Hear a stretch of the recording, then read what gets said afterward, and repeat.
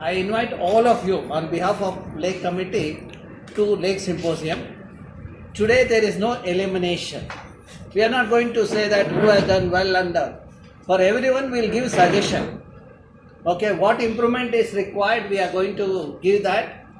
You are going to implement that and do one more presentation to your teachers.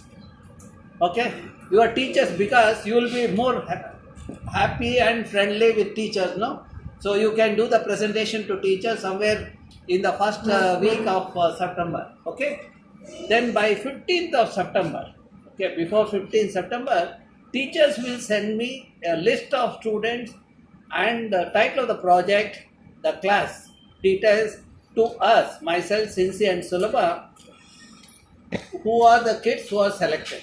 If all are good, if teachers select all of them, I have no problem. But the responsibility is on the shoulder of students as well as the teachers. Because when you come to the international symposium, you are all representing Indian Institute of Science first and second Vidya Niketan. If you do a bad job there, then you are bringing bad name to India, Indian Institute of Science as well as Vidya Niketan.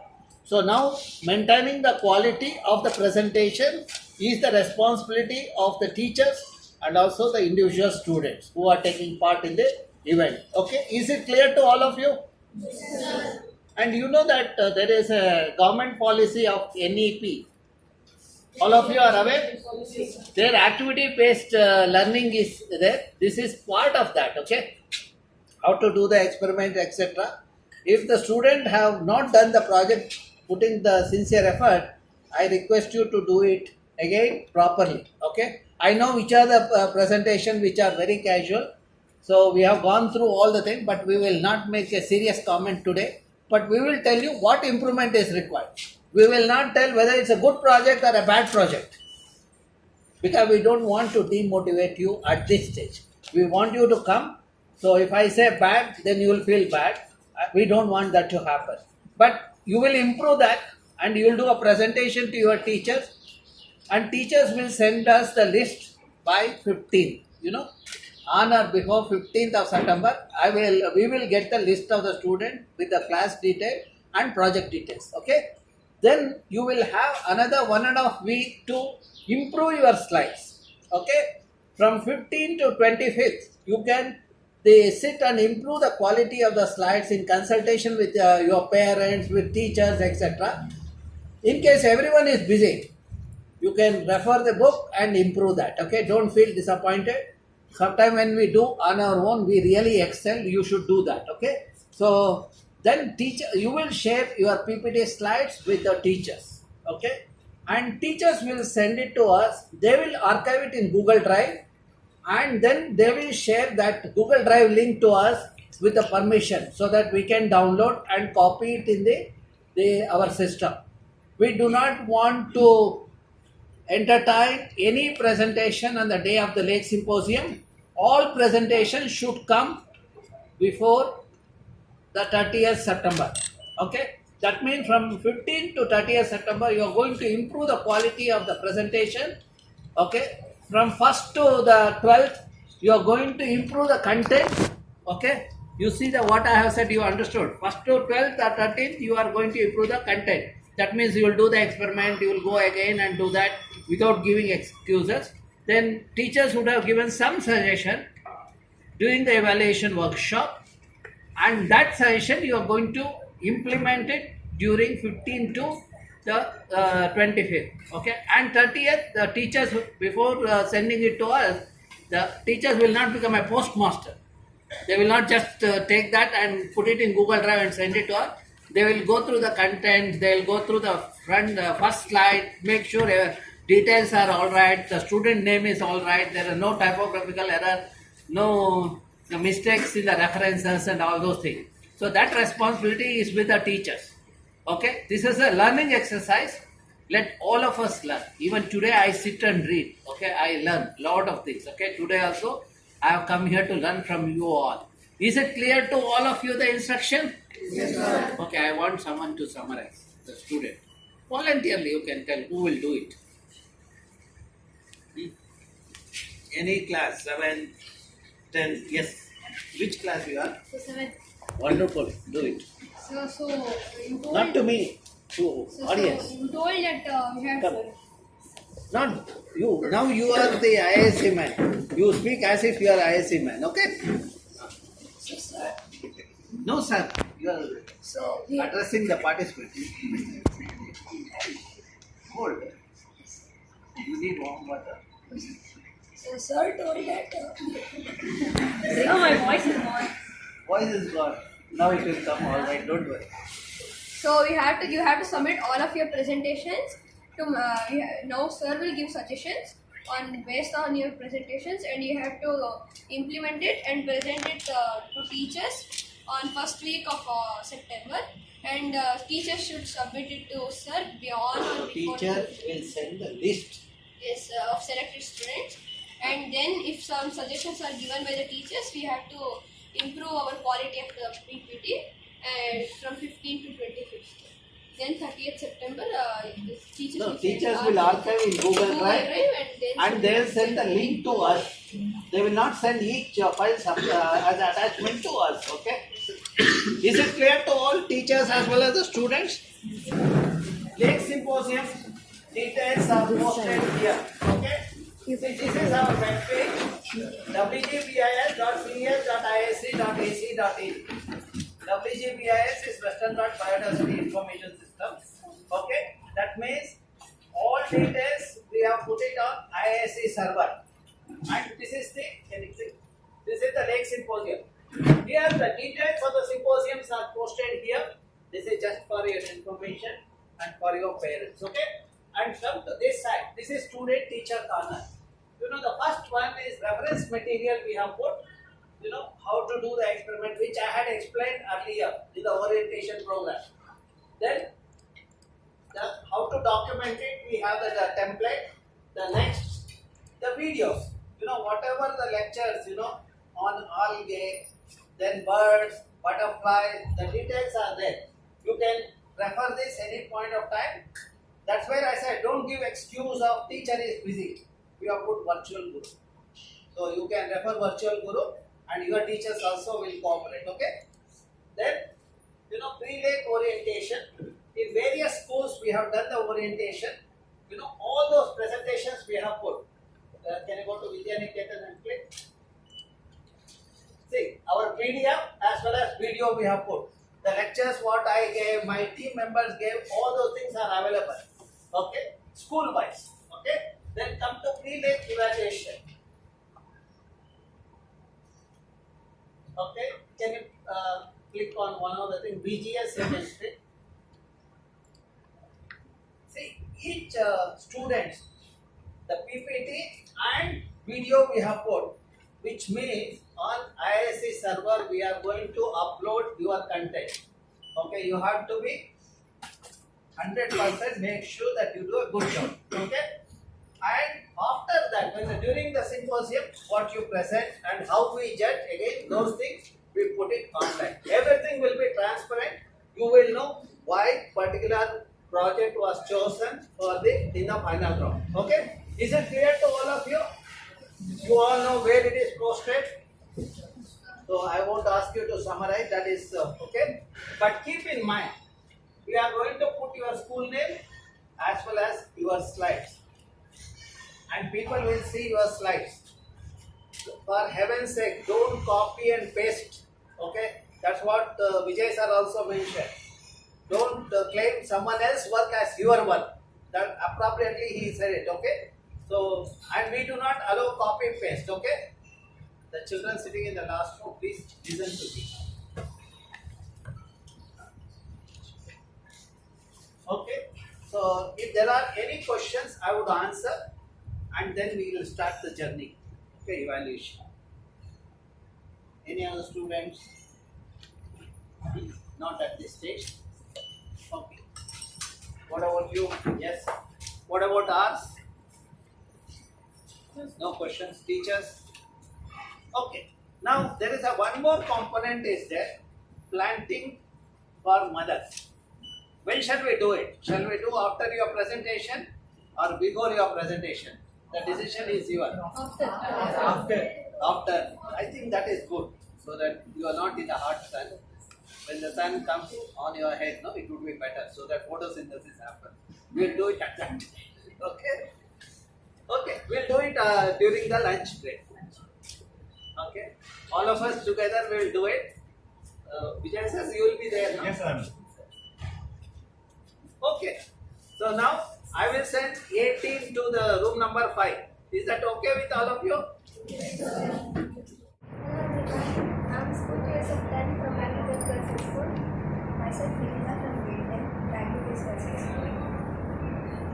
We are little sorry in sending the PPT Haribari we forgot to mention the name, our project name. Our project name is How to Make Our Campus Clean. So the introduction is there are 15 beneficial inventions but everything came with cost. The price we pay for the comfort and chipping into the environment. We learn about environmental conservation for years, but most of the time happens to read in only books or in some symposiums as a topic. But we should mind that we should implement that. So in this thing, in our educational institution, it's wearing a torch and different towards the environment, and we wanted to put that into a PPT. Objectives to spread environmental awareness among people, and we wanted to encourage the eco-friendly behavior among the students, to build accountability and sense of responsibility for the individual's actions. So whoever later should know that we are late to put, but there is no one to pick up. So we should be responsible of our actions and we should take care of our package.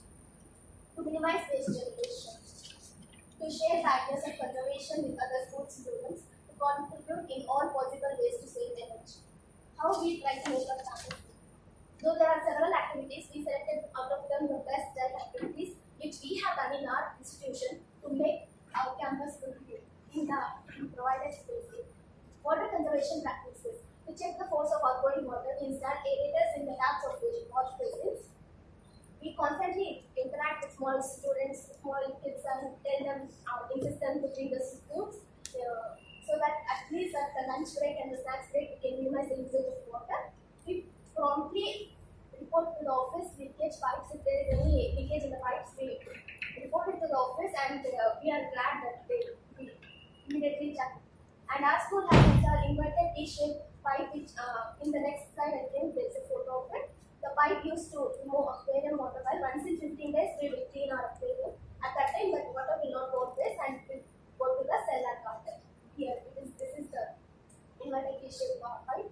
And old vehicle tires are kept in the garden. And we will also use it, rain harvesting in our school. On an average, we save this following amount of water by using spoons. We use spoons at the snacks in the lunch time. So 40 ml per student per day means we have 388 children in our school. If among them 212 in school, we can save 84.8 liters per day and 70,808 liters per year. So it is a big save. By adding aerators to pipes of wash basins. So before adding the aerators, it nearly took 3 seconds to fill the 200 ml glass, but after adding aerator, it nearly took 22 seconds to fill. And this has to be done earlier. So sorry, we were having exams and sports. Due to that, we didn't get enough time to put up a PPT. If we get chance, I will next time do it. On an average, we save this amount of water. As I told, aquarium water is going to the down cellar garden by sending attending the leakage taps 1 ml per minute means it nearly goes 20 drops per minute. So 14.4 ml per day. So per year we save 526 liters a year.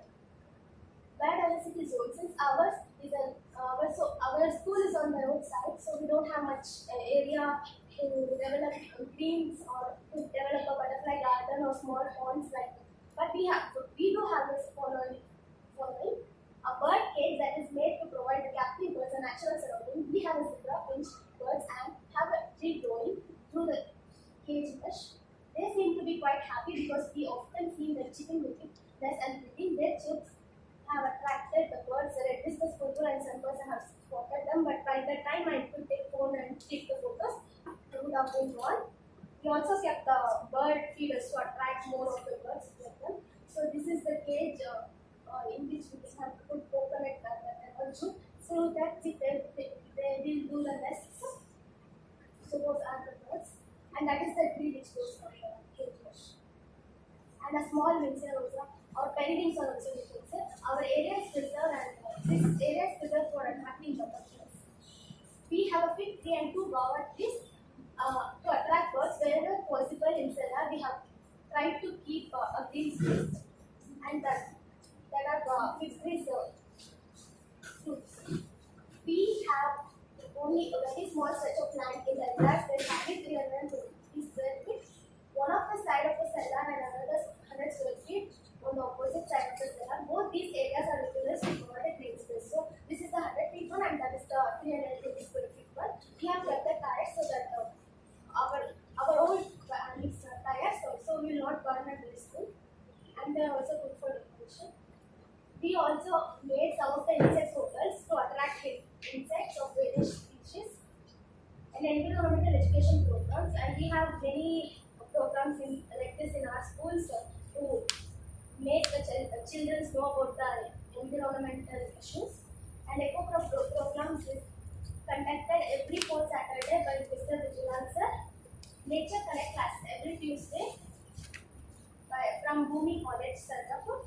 Best of the face competitions to bring out waste management ideas.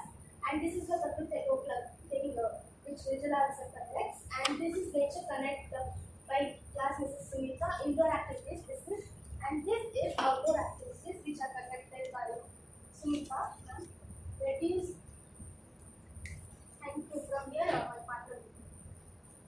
Enough for practice and not right? Due to constant awareness campaigns, most of the students get cheap water instead of plastic water. In rest of the phase or most of the competition, thermocol is not allowed. Right? We don't use thermocol even for present taking projects or charts in our classrooms or anywhere else. Conduct eco-friendly events. All our programs and activities will be aimed at minimal waste generation. No thermocol balls are used. No plastic files for the project, and our question papers and the answer sheets are not separate, so that the sheets will not be wasted. Eco-friendly cleaning products. Our school buys phenols and soap oil from an old man who makes it at home using natural products. To chase away mosquitoes, our ayahs wipe the windows daily with the eucalyptus oil, which has a permanent smell. They also keep camphor and paper cups in the corridors. We find it very effective. Reduce paper usage. Paper recycling programs. Our school has kept a paper accelerator of cost ₹9,200. This machine burns the paper waste with less. Our school level team vice captain Amina Kausil and the team constantly monitor the paper waste generation in each class and report to the respective class teacher if any class the waste generation was found. The IIS collect the paper which is produced in the classrooms and burn it out in the incinerators. Our school also allows to buy notebooks only against the need. Even previous year utilized book can be used for the next year's homeworks or classwork. Most of the communication with parents are parents are digital and instructed. Instructions are given that no more pages should be used for that. There is a picture of the air simulator in our school. Participate in environmental competition. Our participation in this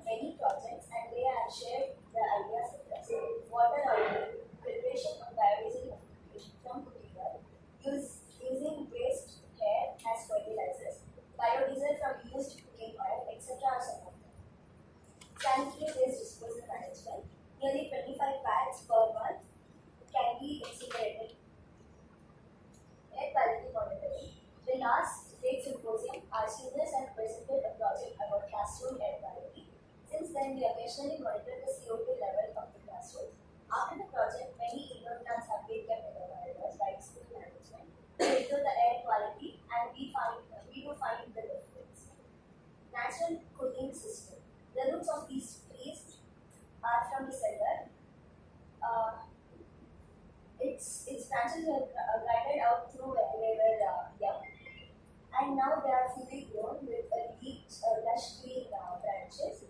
The same is done they have done with another people also. It is not able to space. It is not about space or facilities. It is about the commitment to our environment, like as students. And where there is a will, there is a way. As students, we have learned many things from our school, and I'm sure most of us will carry this knowledge and ideas in mind and will surely apply wherever possible. Recommendation: a green audit must be made compulsory for all institutions. There are thousands of school and other education institutions, but many offer very good education knowledge. If all the institutions take accountability for the waste generation, water conservation, green space enhancement, and energy conservation, the positive impact will be unimaginable. Acknowledgement: we thank our school management and teaching and non-teaching staff for helping us complete our project. We sincerely thank Dr. TVRAMACHANDRA and his team as CES and IISC Bangalore for providing us an opportunity to present our project. We also thank Gujarat sir for being an inspiration. Thank you.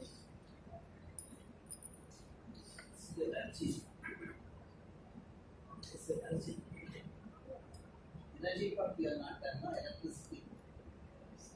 You should see what kind of bulbs are used in the school, whether there is any scope. If there are no LED, by replacing LED, how much electricity consumption can be reduced. And another aspect is when you talk about green school, no? The vehicles. How many students come by public transport? How many come by the individual vehicle, individual private cars and scooters? Okay. And how many in the school management come in public transport? That analysis also can be done. You understood what I said now? Yes. Okay. Abhishek? Have a little more control on your slides. You don't have to read all the sentences, okay? Just show the data over there on the slides and talk on your own, both of you. You have rehearsal couple of minutes. You have to prepare it. That's it. Okay, thank you. You have any questions yet? Ask one question. What is the purpose of the incinerator? Like, if you burn the paper, what will it give? And who are you utilizing? The environment utilize more resolution. It is not transparent. But there it is minimal and ash also is So why burn paper? Why burn the paper? We can use it for something else. sometimes it's like the chlorine or the resin or that things purely those papers. You have any suggestion to improve the content? Yes. Chairman has said no problem. Okay, thank you. Good morning, good afternoon everyone. My name is Sudhira. I'm studying in 9th grade and I'm representing Bangalore Girls High School. My project is bore and water quality and comparative study. Introduction. We live in a world of pollution and groundwater has a higher chance of being polluted with bird methods and other elements. And my seniors in 2014 has done a bore and water study quality back in Kushabawati River. And I wanted to see if there's any further degradation or improvement in these areas. So I collected 6 different bore and water samples from areas near Kushabawati River. Objectives were to understand the portability of the different water samples from my areas, to analyze the cause of water pollution, if any, to do a comparison study done by seniors maybe 10 years ago. Sorry, this is 8 years. This slide is a very bold and I didn't have the time to change. And it also wanted to find a possible solution to reduce the pollution if it is possible. And the materials I used for water sample, water testing kit like nitrate, and ammonia, and TDS meter, log content, pH region, test tube fillers.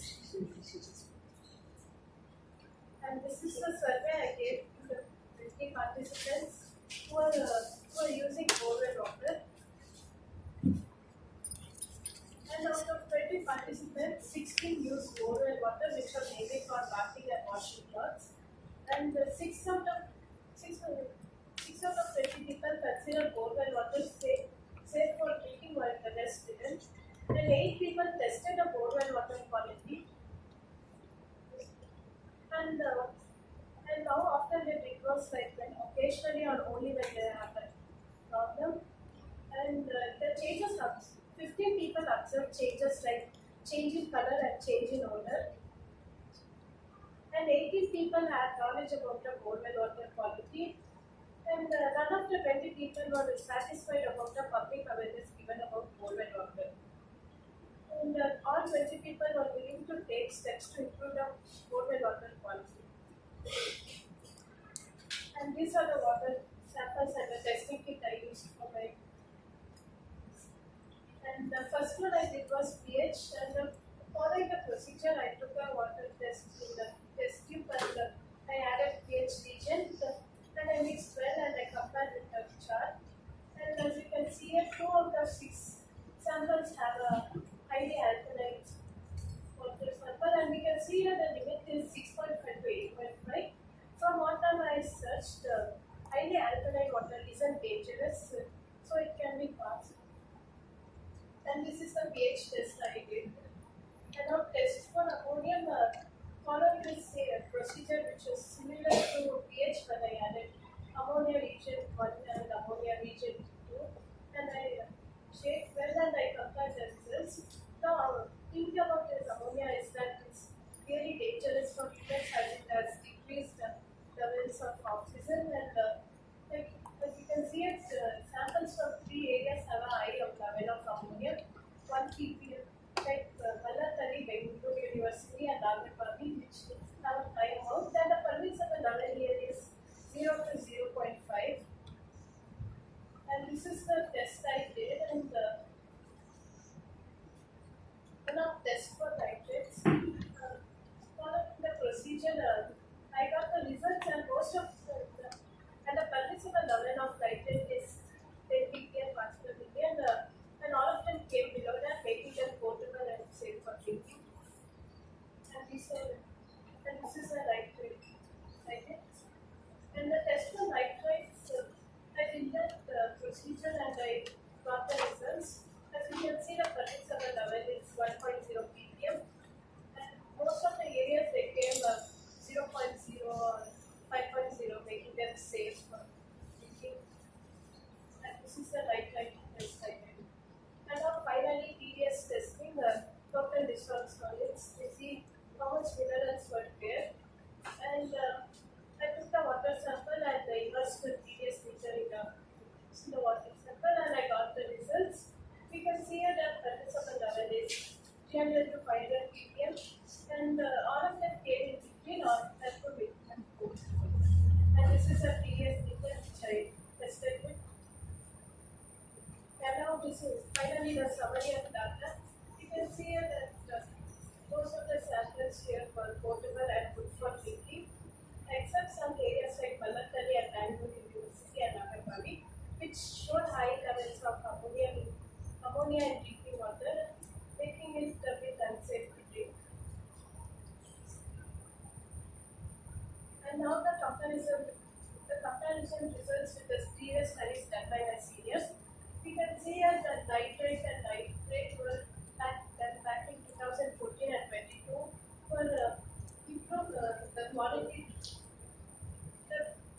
They improved while ammonium here is still showing this kind of same results, and no higher of levels of nitrate and nitrate were found, but high levels of ammonium were found, and we can see the reason for in the later slides.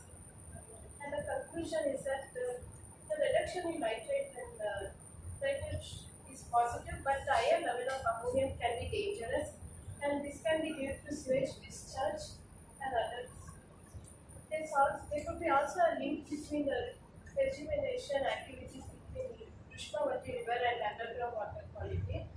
And I'm also seeing more trees in the near ring road, which can be a result of underground water quality. Recommendation is, as a resident of Northern Bali, I suggest that the authorities take responsible and do a water test every year, because I have never seen anyone in my area doing such work.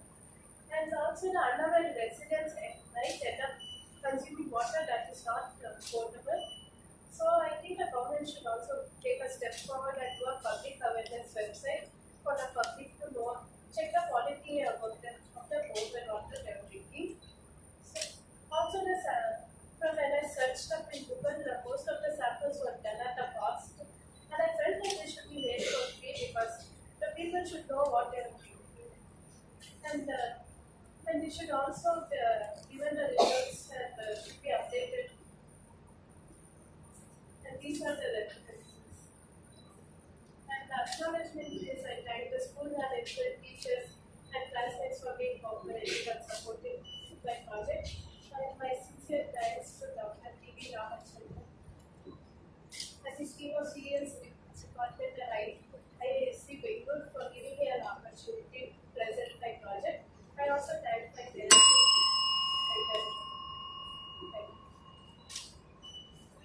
Important groundwater paper. But what type of water is our, whether in Bangalore there is a water scarcity, what type is going on? Probably that we should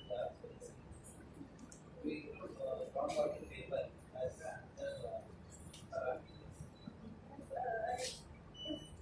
I seriously took the in-circles, but I did not have much time test for going on. So I just managed to collect 6. now you are able to test it. To test this over the 6 samples. Okay.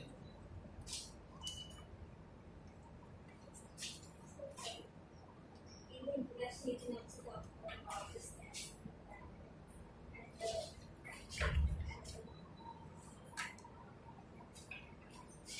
And in a table, like you want a 12 table, you have to check the standards. Once you go to the each and every parent and check the standards, okay? To the PIs. Some standards you need to wrongly, so correct the standards.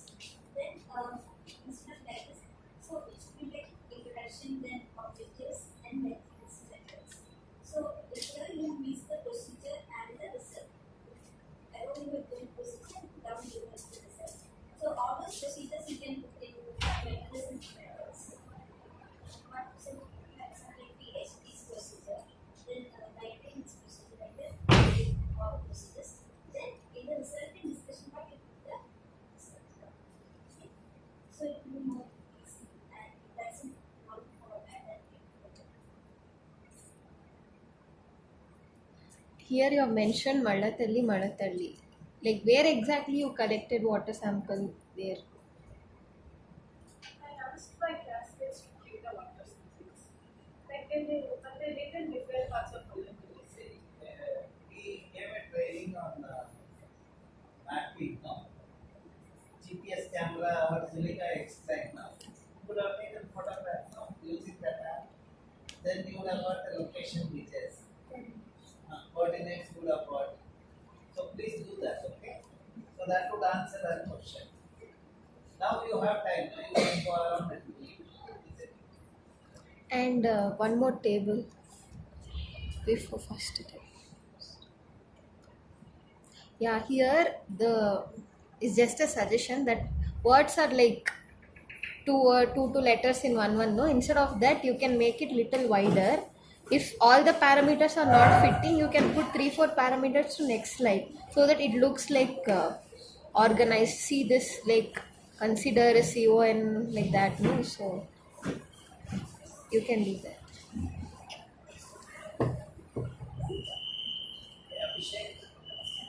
I'll just change the pH that you have written over. That's not how you write pH. Okay. Okay.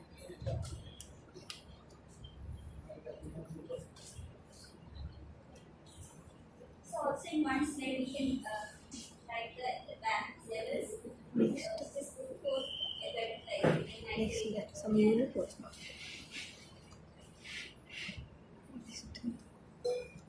What chairman?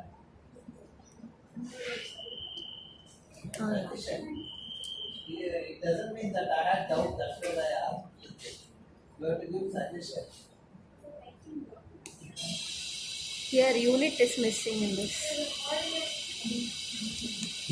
Who will that? Good afternoon, everyone. I'm Elizabeth. I'm Manya. We are studying in Class 10 in Bangalore Place, that girls' high school. So, our topic is about invasive species, and we are focusing mainly on a particular weed called Parthenium, Staphylococcus. So, we noticed weeds like Parthenium and Lepina growing in our areas, and though these plants were friendly in the surroundings, we had never noticed any cow or goat eat these things. We learned that the Parthenium plants can cause allergic respiratory problems and skin inflammation. Since we could not find any information about the natural predators of these plants, we tried to experiment with neem leaf extract. Objectives. So Parthenium came to India unintentionally, and it is growing widely and rapidly in India. So we are doing this project to find out why the population of Parthenium is so large, and to find various control measures. And to do so, we are using the neem, which is our native species. So the materials required are neem leaves for neem leaf extract, and case study plant, that is Parthenium, result to boil neem leaves, water bottles, logbook and pen, neem seeds, garden soil and seed. Methodology opted. We decided to test neem extract on the Parthenium plants. We could not get any reference about previous studies conducted in this field. So we took about 300 to 400 grams of neem leaves and boiled it in 1 liter of water, and then we poured it into plastic bottles, and in a week we used about 6 bottles of neem extract. Applying neem extract on Parthenium plants. So on day 1, our study area was outside the school campus adjacent to the exterior wall, and on day 2 we did not find any visible change. We focused mainly on the flower because flower is the one which is dispersing the seed and therefore propagating the growth of Parthenium plant. On day 3, the observation, some leaves were wrinkled and shrunken, but we were not sure whether it was because of the neem extract. And on day 7, the leaves started to look very unhealthy, and some flowers started to wither. So it was on day 12 that we noticed major changes. We can see that the leaves have completely turned yellow, and the leaves have become shrunken and thin. Even the flowers started to become brownish in color. And this was on day 15. We can clearly see that the bottom leaves have completely turned yellow, and it is drying up. So to make sure for observations, we compare our plant to other Parthenium in the adjacent side. So these are the photos of the Parthenium in the adjacent side. We can see that the plant is green and healthy, and the flowers are also white. And those are the plants in our study area. You can see that the leaves have completely turned yellow, they are almost drying up, and the flowers are also brown. On day 18, most of the flowers started to wither off, and the plants look very weak and unhealthy. We wanted to know if this neem extract destroyed any other plant in the surroundings. We found the other plants healthy. So on day 20, since our plant showed that neem extract is having a significant effect on Parthenium, we applied a neem extract on a baby Parthenium, and within a few days, that is within 5 to 6 days, we noticed changes, the same changes like the yellowishness of the leaves, and the baby Parthenium was also showing signs of life.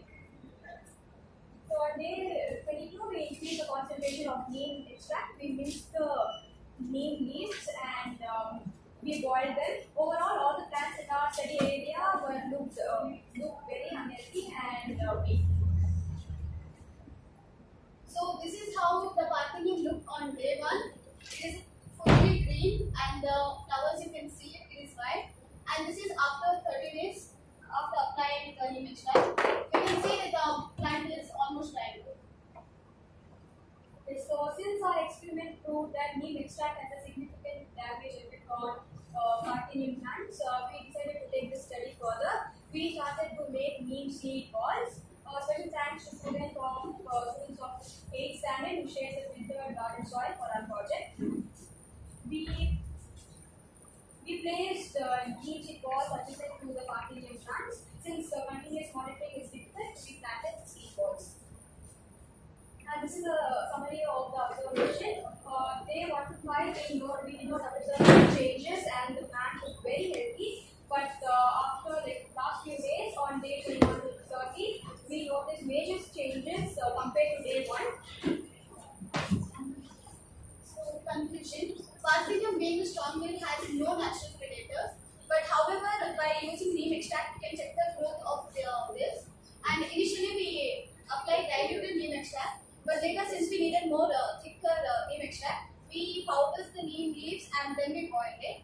And we can also plant neem plants to check the growth of this, but further studies are required to confirm this. Since these invasive species are growing vigorously in empty sites and abandoned lands, the site owners can be held responsible. Recommendations: instead of the chemical herbicides 2,4-D, that is the herbicide commonly used for controlling broadleaf weeds, neem extract is a safe and eco-friendly option to control invasive species like Parthenium. We further wanted to continue our study, but unfortunately the BBMP, they removed our Parthenium and we couldn't start from the scratch again. So day 30 was our last report. Since their large seed producing capacity is helping their fast colonization, we need to ensure that their seed producing capacity is effective. It is here we found neem extract effective. So this is why from day 1 we started focusing on the flower mainly and growing neem plants wherever possible, and strict warning should be given to the site owners. These are the references to. And we thank our school management, teachers and non-teaching staff for cooperating in our project. Our sincere thanks to Dr. TVRAMACHANDRA sir, CES Department IISC Bangalore and his team for providing us an opportunity to present our project. We also thank our parents for their encouragement and support. Thank you. You said there are no natural predators. We use the beetle long back. Beetle. There are beetle which use that flower so that the further propagation won't happen. That's one way of doing it. Second is naturally what people do is plant some native species in the region, but then in disappear. No, sir. Around our company also many plants with the kinds of plants. See, wherever the canopy gaps are high, Parthenium comes. But if canopy gaps are minimized, then Parthenium disappears. With high moisture content, Parthenium disappears.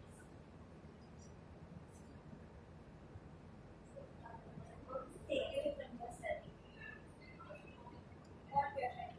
What is the message? And we are trying to stop the growth of trees in cases. Bronchitis and asthma patient, no, they will not have problem of Parthenium. So she is addressing that problem. Correct. I know. So correct now what I Yes.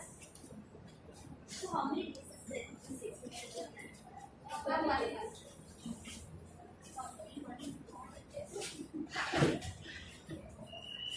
try out the features, okay? There are features are available online. You would refer sign that In second or third slide, they mentioned the name scientifically. It is in italics only. Next. It is in italics, okay. the features are instructed. You have something to say? Nothing. Once again, I'll say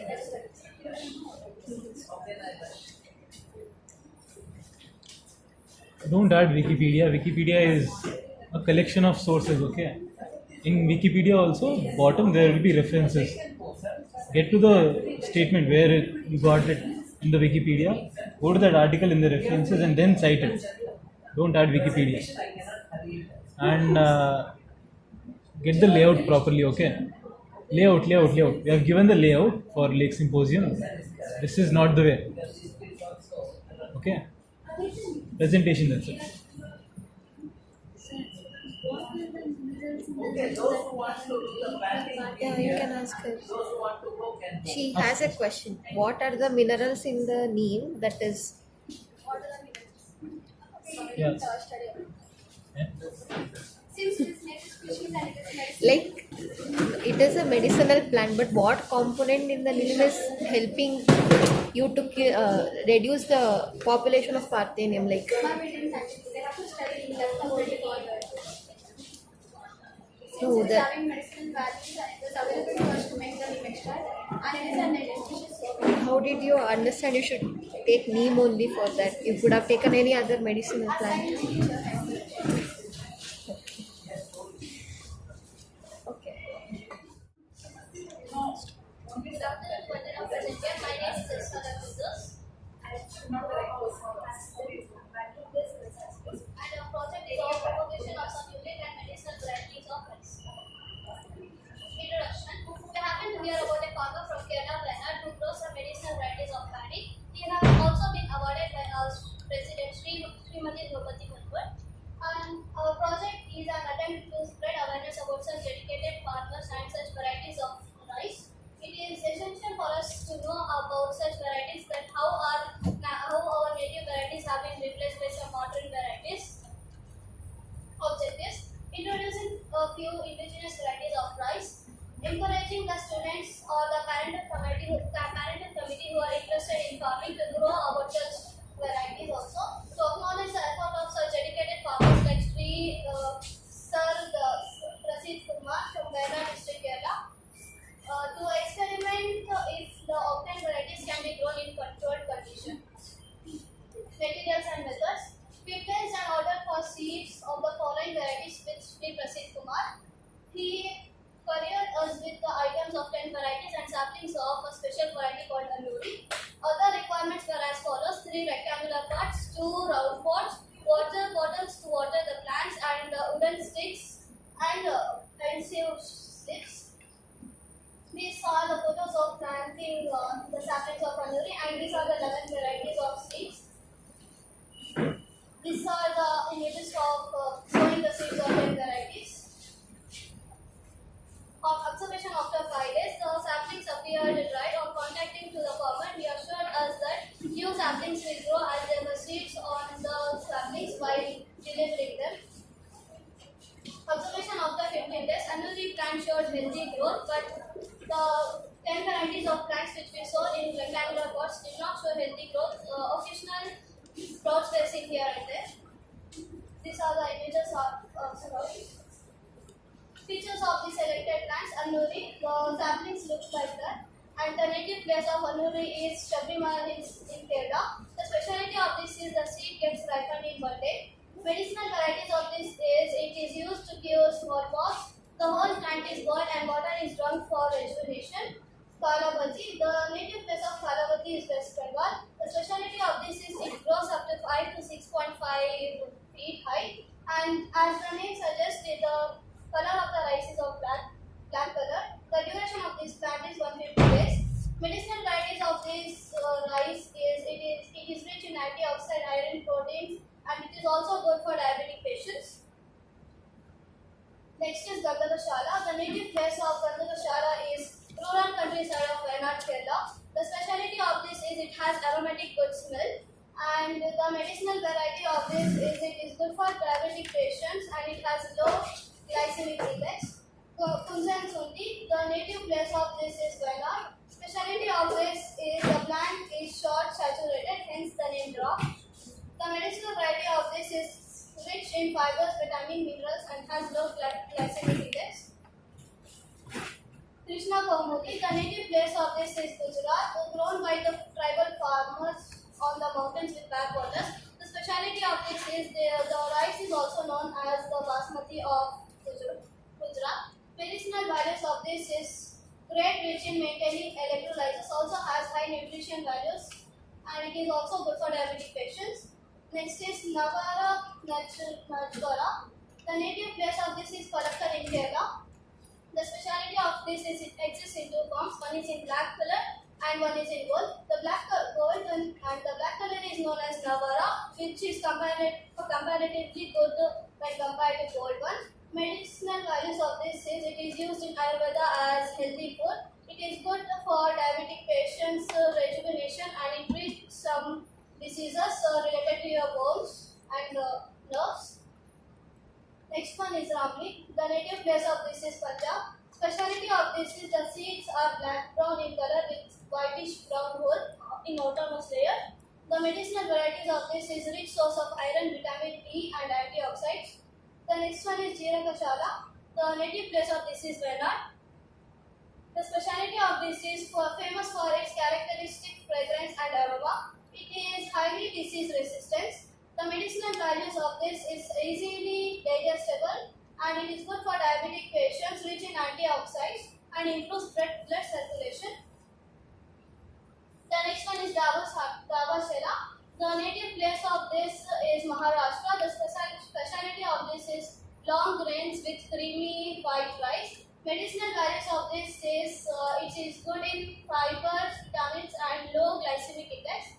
The next one is Raktashali. The native of this Raktashali is Dakshina Kannada from Karnataka and Kasaragod of Kerala. The speciality of this is the rice has a distinctive red husk grain. The medicinal values of this is rich in antioxidants, irons, and is used for Ayurveda to balance three doshas, Vata, Pitta, and Kapha. The next one is Chennelu. The native place of this is Wayanad. The special features of this is it is grown by the people as generations through their families in their own lands. The medicinal values of this is used for treating diabetes, diarrhea, vomiting, and it is good for jaundice also.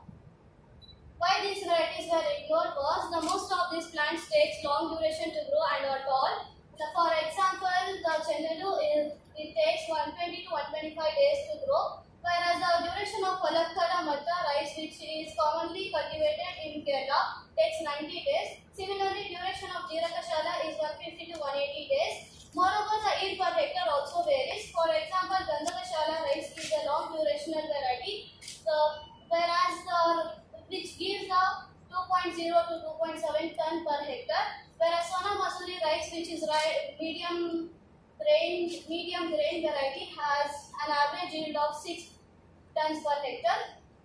Conclusion: there are only small set of farmers who try to keep these indigenous varieties alive across India. Since most of these indigenous varieties are proven to be highly medicinal values, more awareness needs to spread about these special species. People can even consider growing them in a limited capacity and consider selling them in market. It could provide a healthy marketing and minimize the use of allopathic medicines wherever possible. One of the objectives was to study if the optimum varieties can be grown in controlled conditions. I think we need more time and repeated experiments to conclude that. Recommendations: the agricultural department can take a serious note on the prevention of these indigenous varieties and recognize the farmers individuals who do a wonderful job by keeping these varieties alive. Their efforts need to be recognized as they are doing service to the humankind by preserving the native varieties and thereby saving the gene pool. We strongly believe that our science textbooks should have these topics as these indigenous varieties crops need to be known by students and we need to help the farmers in every possible way. These are the references. Acknowledgement. A sincere thanks to Dr. TVRAMACHANDRA and his entire team of CES department, IISC, for giving us an opportunity to present our project. We also thank our principal for giving us all the assistance to conduct our experiment in the school. We then thank our school security who always accompanied us to terrace to monitor our plants and to take photographs. We would also like to thank our parents, teachers, office staff, classmates to cooperate in our project. Thank you. you. Two things. One is read what we have written now. Sona Masuri.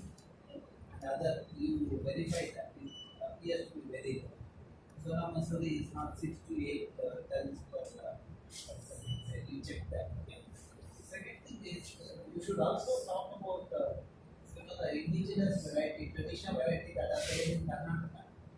We have so many varieties. Do the literature review. One table you put that, okay? You list them and you give what is the importance of that.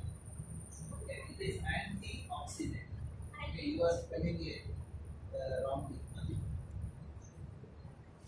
And so, what's the like put a table where you will give the varieties of varieties. Karnataka and Kerala, if you want Kerala, you are from Kerala. No, sir. We saw some news in which the farmer was awarded by our president, so we got it. You mentioned about glycemic index, no? What is glycemic The index? glycemic index is nothing but it shows how your body sugar level increases when you take some food. So if you intake that rice, it does not show any more growth in your sugar level when you take.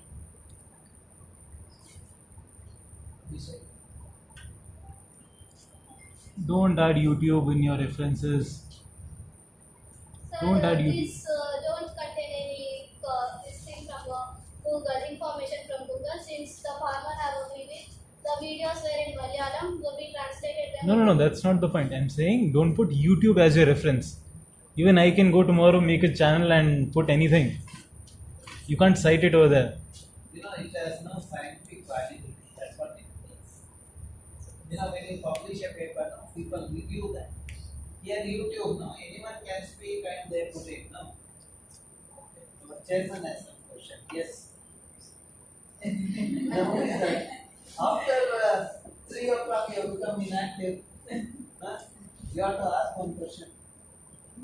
Ask that.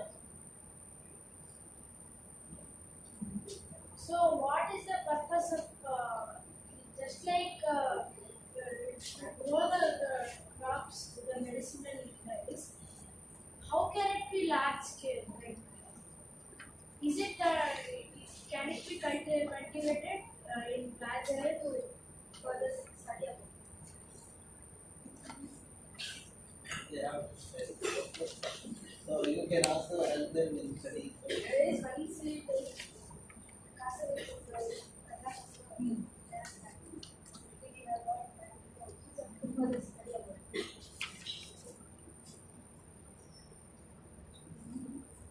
Okay, thank you. Thank you, sir. Good afternoon. Myself, Hitashri of 9th Standard. Good afternoon. Myself, Muslim of 10th Standard. We are from Bangalore Place, Girls. Our study is soil study.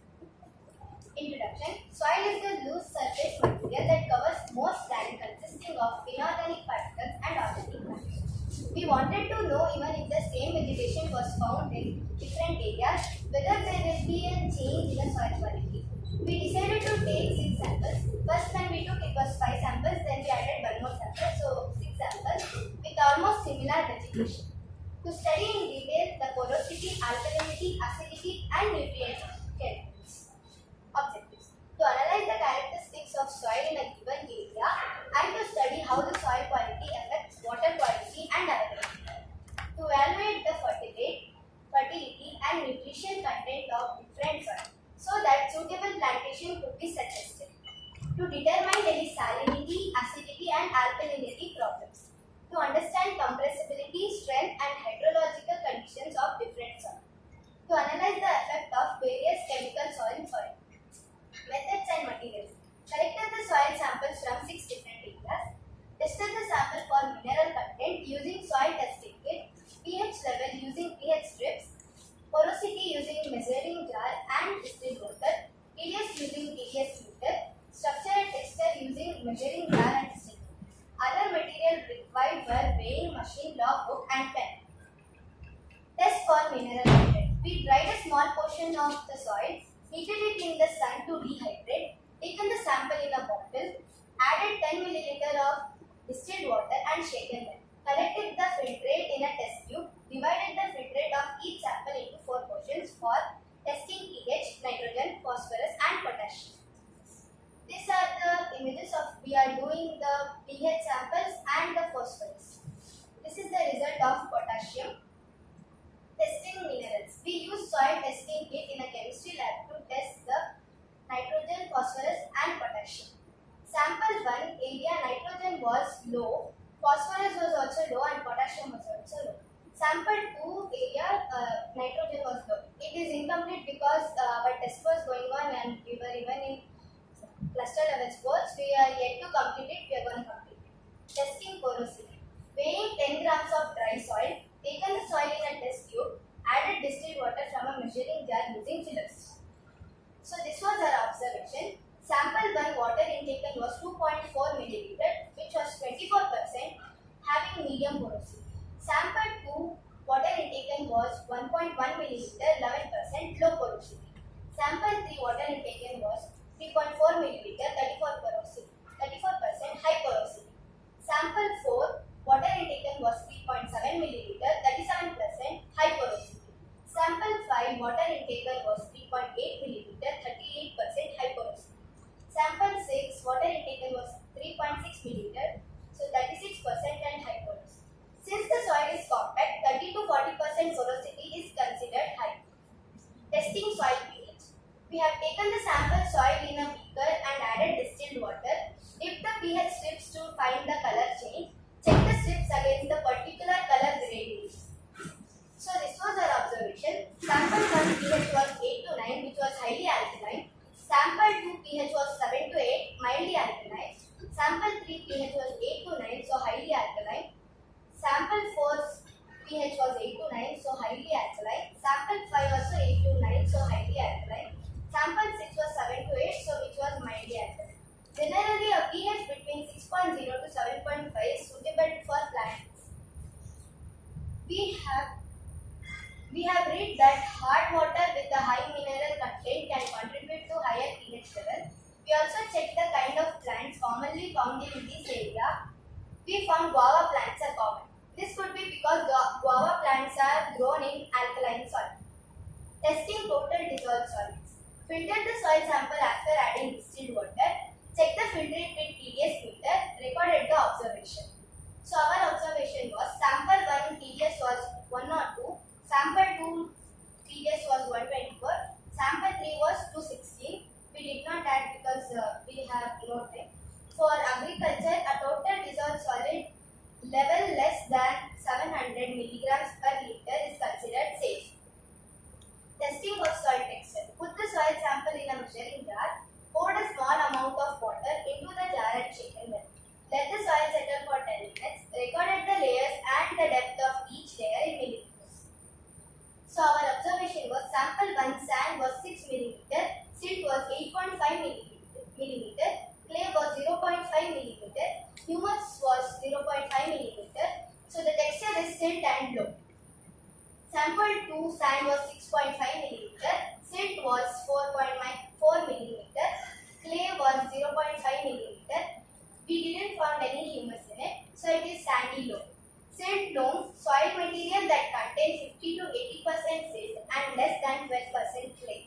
Sandy loam, 7% clay, less than 50% silt and between 43 and 52% of sand. Testing soil samples for plant growth. Taken the sample soil in a milk cover, sowed jamun seeds and methia seeds. Observation of growth rate is different. Link between soil quality and water availability. We have read that higher humus content greater the chance of retention by the soil. It is also said the higher the sand percent, weaker the soil. Our sample from Nayandalli showed more percent of sand. Of all the 6 samples, the soil sample from Nagarbavi area showed more humus content, so we assume that the availability of groundwater could be more clear. However, further conclusion can be drawn only after studying the depth at which borewells are dug in these areas. Comparative study of all the samples. The area Nagarbavi was pH was 8 to 9, porosity was medium. So sample 2 was 7 to 8, low porosity. Sample 3 pH was 8 to 9, high porosity. Sample 4 pH was 8 to 9, high porosity. Sample 5 pH was 8 to 9, high porosity. Sample 6 pH was 7 to 8, high porosity. us an insight into various factors that affect plant growth. We found that though the soil sample showed slight variation in pH, texture, and mineral content, they supported similar vegetation. For example, we found that in all these areas, guava plants are found. Since the soil samples were analyzed to be alkaline, native plants could be grown by default. The recommendation: soil study can be made a part of curriculum in school. It is essential to share the soil type and recommend vegetation area wise. There could be a portal which is easily accessible and through which authentic soil study of every area could be publicized. Our search about organizations that conduct soil study showed that they do so at a cost and provided the person in a need takes the sample to their premises.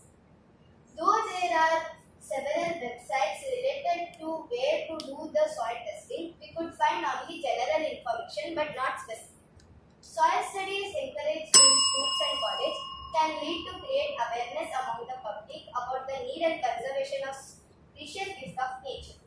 Since the percent of soil decides the strength of the soil, we feel authorities could make more care in constructional activities in such areas. This was the reference. We thank Dr. TVRAMACHANDRA sir and his team of IISC Bangalore for providing us an opportunity to present our project. We also thank our school management, office coordinator Ms. Pushpa, teachers and classmates of cooperating and assisting our project directly or indirectly. We would also like to thank our parents for their encouragement and support.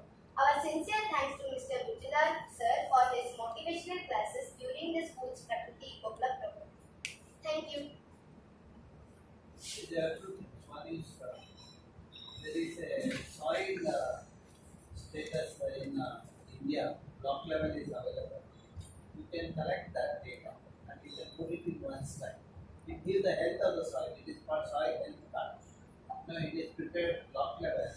You can download it. It's available online. Second thing is when you did experiment, you said you collected to do location similar type of the thing. Now what is the difference in the soil quality?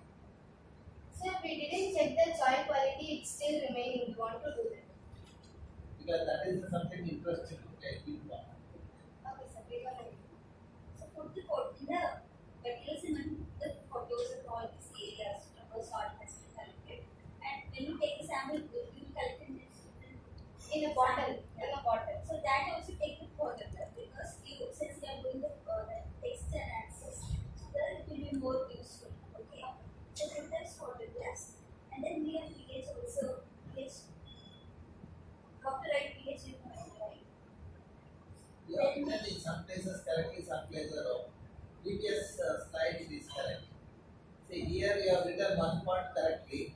Using pH strips you have written wrongly. First you have B, you say like this you have to write pH on all Lowercase sides. p and uppercase h. Okay.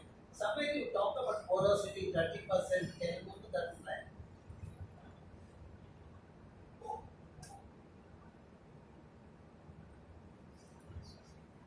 Next.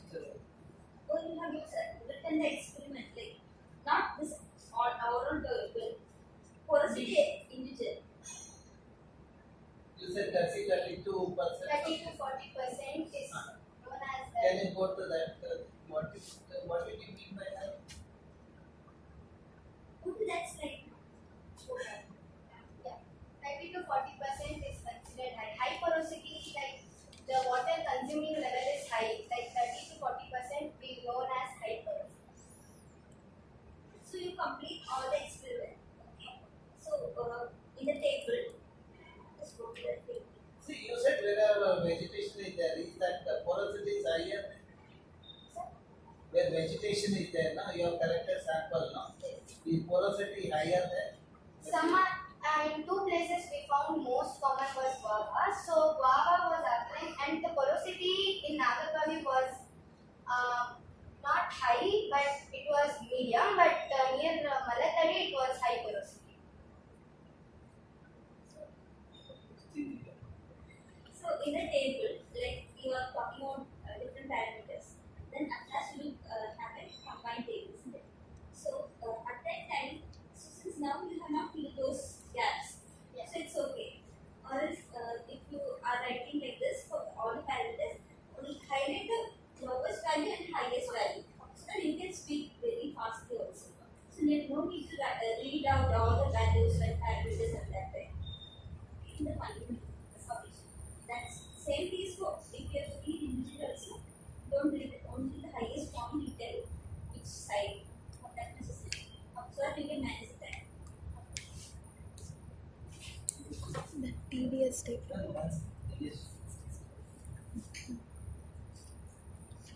Units are missing for TDS. TDS units are missing. Unit 1 or 2. No, unit. Like length is 7 centimeter, like that. They have written down. She is telling that you have to put in the table also. And again, one more thing, you have just mentioned Nagarbavi. Where exactly in Nagarbavi you have collected the soil sample that you should mention? School ground. Yeah, that you just mentioned it. Okay. And Ma'am, in our school, near our school, there is a ground. There we have collected it. you both prepared the slides, right? Yes, sir. Actually, it was prepared by our science teacher. So you prepared the. You should not use the slide prepared by teacher. Sir, we were not having any device to prepare, so we gave her, so she prepared. So you should sit with her. Then you will have control over the slides. And both of you should talk, not just one person. See, you didn't speak at all. What did you do? What is your role? He was asking me again and again why she is not speaking. Huh? Okay, we will ask some question. Okay, one question on your paper I asked. So there is a results of the NPK test, but also it was not. Okay, so the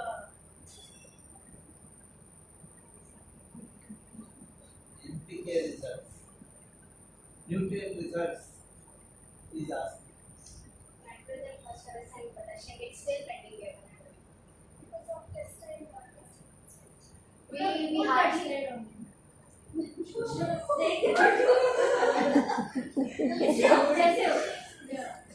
They have done so much. We should give some more time because they were doing us focus. We hardly get 2 periods in that we are gonna complete it. Over. Any more questions? Thank you. Good afternoon, everyone. Myself, I'm Natasha, and I'm from 9th standard. Good afternoon, everyone. My name is Saida Ayundra from 9th standard. We are from Bangalore Girls High School. And our project is paper-based management. So, our introduction is we are talking about paper, which is very common and very essential item in school and other offices. But we know that it comes from industry which produce toxic gases like ammonia, carbon monoxide, nitrogen oxide, and mercury. This contributing global warming, acid rain, and water pollution. As per the report of Indian Agro and Recycled Paper Mills Association, India consumes around 30 million ton of paper, but only 25 to 28% is recycled. So we need to assume that this paper ends up in landfill, and in landfill, microorganisms make this paper into methane gas, which is again greenhouse gas. Education institutes like school and colleges again become one of the most paper-based generating factors. Our study is to see how effectively we can manage this waste and bring down the paper-based generation process. Our objectives are to continue my previous study about paper-based management to be a more fruitful way, to understand the health results of paper waste, to analyze the possibilities of incinerators and store, to experiment the possibilities of using paper ash as fertilizers for garden plants, to spread awareness about making each campus a zero-waste campus. So we did a survey of 2 weeks before we do any awareness classes, and these are the result of waste produced by every class from 1 to 10. So our observations are higher classes like 8, 9, and 10 had more waste compared to lower classes, and among lower classes only 5th standard was found generating more waste. Overall, the paper waste produced per class was much lesser compared to previous year. This might be because of our constant effort to check the waste generation after my previous project. So after 2 weeks, we went for awareness campaign, and these are the pictures of awareness campaign. We made the student be aware of approximately 1.5 of the tree is used to require 200 pages. So if every student use a notebook wisely and judiciously, several things could be said. But we know that spoiled tone in 1 pages cannot be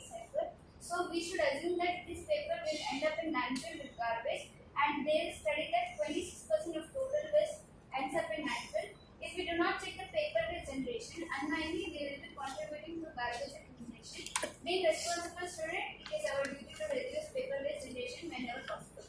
So we made a comparative study of books and question paper and answer sheets. And this is a comparative study of books. Last year when we were in 8th standard, our school used to provide us 21 books. So assume that 7 trees are used to produce 21 books per student. We got to know that 861 trees are cut per year by only our school and only in high school.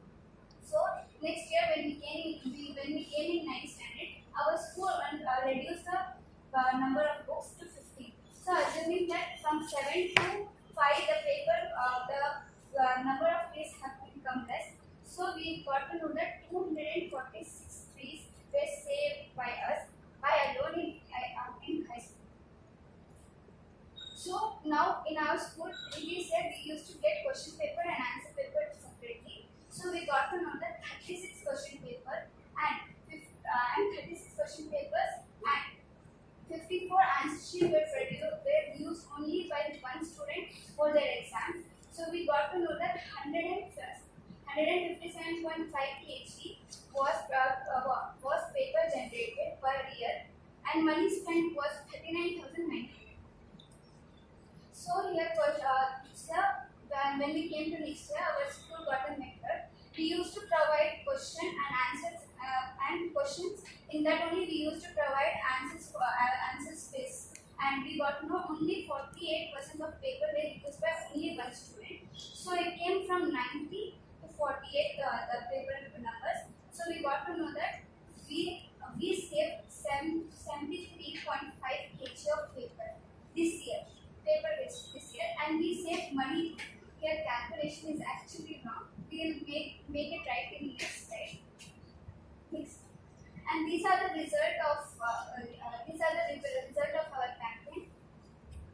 So my next study is paper waste incinerators. During our study about various ways to manage paper at the source, we came across a video about JM3J domestic combustion equipment. On our further inquiry, we came to know that they manufacture stainless steel incinerators. With the help of our school management, we placed an order for an incinerator in the month of July and received the item after 1.5 months. It took a bit long because they manufactured the item according to our order. They manufactured these three types of incinerators. We bought the 2-fit one, and it is made up of galvanized iron and stainless steel. So the procedure of using this insulator is, first we have to remove the top lid. There is a door attached to the insulator. You have to stuff the paper waste inside the insulator. We have 2 legs. If the paper is less, we can use the lower legs. If the paper is more, we can use the upper leg too. So and after that we have to lift the paper and make the combustion happen. Then we observed that combustion was quick and without smoke. The ash was collected in a tray which was given separately to the incinerator. So in our school, incinerator work is done by our school IISC. So we made a demo for them. First we weighed the average waste produced by our school from 1 to 10 standard. That is 272 grams per day on an average. And we explained the IISC how to do the procedure. And this time, due to heavy wind and more quality, the flames were more than expected, and ash we got was 83 grams on an average. Earlier, the helpers used to keep the waste, mostly paper, in the large bins and used to give the BBM to chemicals once a week. However, after incinerator came, the waste reduction was commenced. Study of effect of paper ash on plants. On an average, we get 272 grams of paper from all classes, and 83 grams on an average we used to get from 272 grams of paper. We selected a particular plant in the garden to study the effect of ash on plant growth. We also apply the ash regularly on the leaves of a weed to study its effect. This is the weed we are applying ash on the leaves of the weed, and that is the plant we use for our study, and we are pouring water for it. We have mixed ash with water and used to pour them for the plant. The paper waste generated in the school would be completely turned into ash within the incinerator. On an average, we can say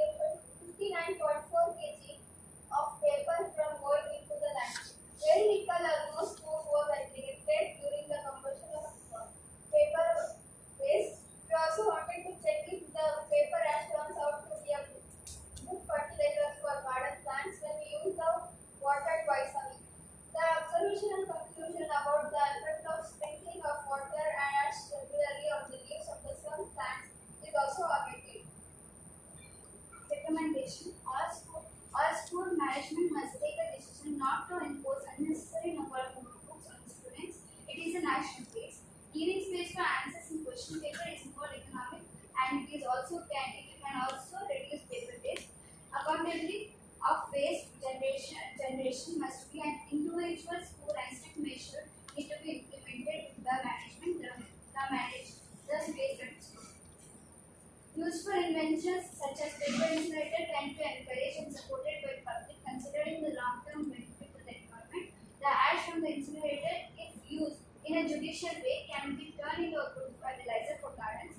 However, chemical effects on ash of filters may be just collected. These are the reference. Sincerely thank Dr. TVRAMACHANDRA sir, CS, IISC and his team for providing an opportunity for us to present our project. We also thank our school management and law office staff for providing us all the support and guidance needed. We thank all the teachers and classmates for their cooperation. We also thank our school security and IIS for assisting us in collecting and clearing the paper waste. We also extend our gratitude for our parents for allowing us to participate in late symposium. Thank you. Actually, when you burn the paper, there are emission plus the carbon dioxide and the particulate matter. That's a serious thing. So actually, we have space on the board space, like two oxygen to pass through inside the incinerators. So smoke is produced very less or not. We can estimate it. Explore other methods also. There's a biological degradation also is there. Some people say that is more effective than do the literature review that.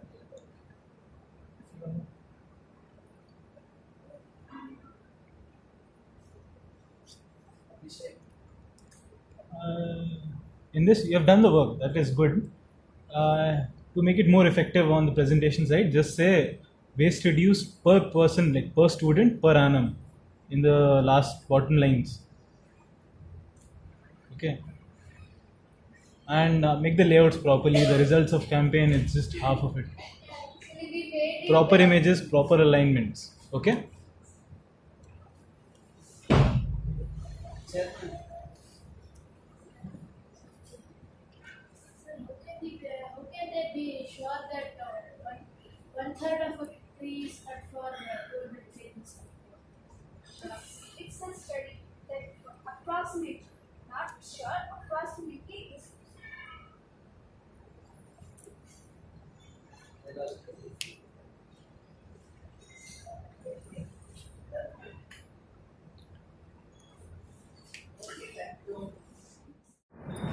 So, good evening everyone. My name is Nityashri and I am studying in class 10 and I am from Bangalore Girls High School. Good evening everyone. My name is Maki. I am studying in 10th standard and I am from Bangalore Girls High School. And this is our project, Waste Management, Sanitary Pad Disposal in Schools.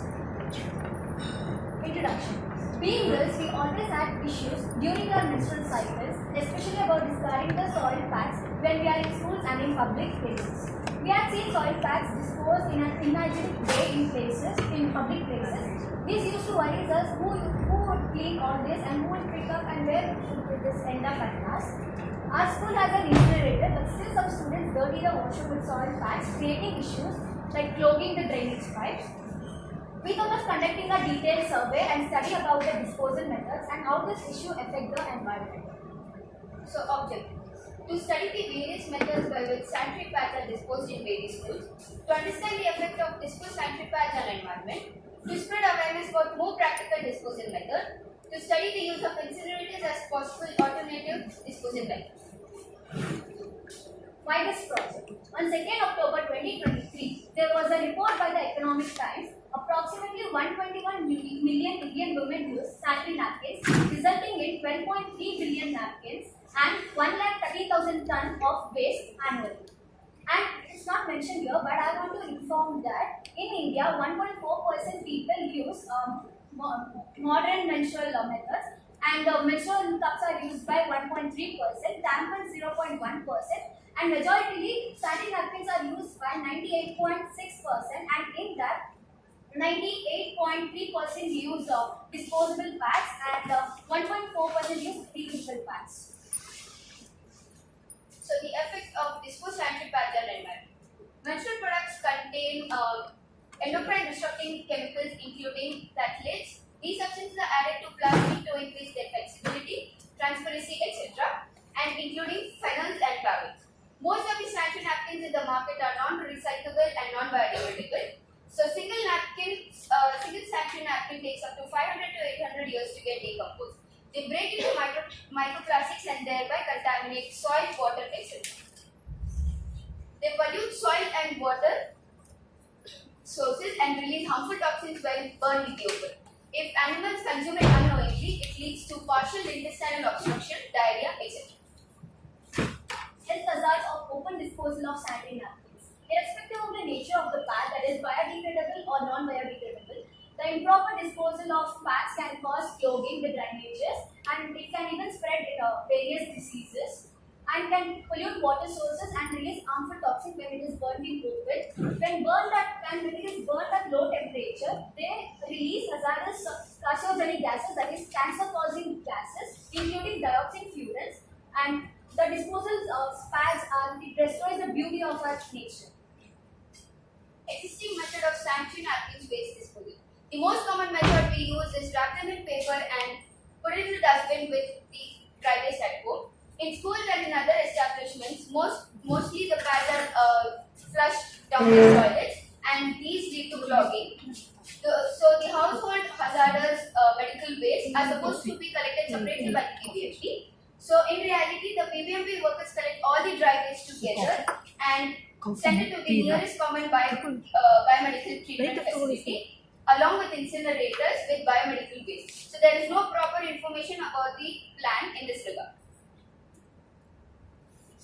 Estimation of sanitary pad waste generation in schools. Total number of schools in Karnataka are 62,229 and approximately we don't have a proper data that how many girls students are there in Karnataka. So approximate number of girl students appeared for SSLC exam 2023 was 3,75,795, taking 45% of the 8,35,102 total appeared as there was no clear information. Assuming that at least thrice the number of girls students might be in high school from 8th to 10th, we calculated the number of girl students across Karnataka as 11,27,385.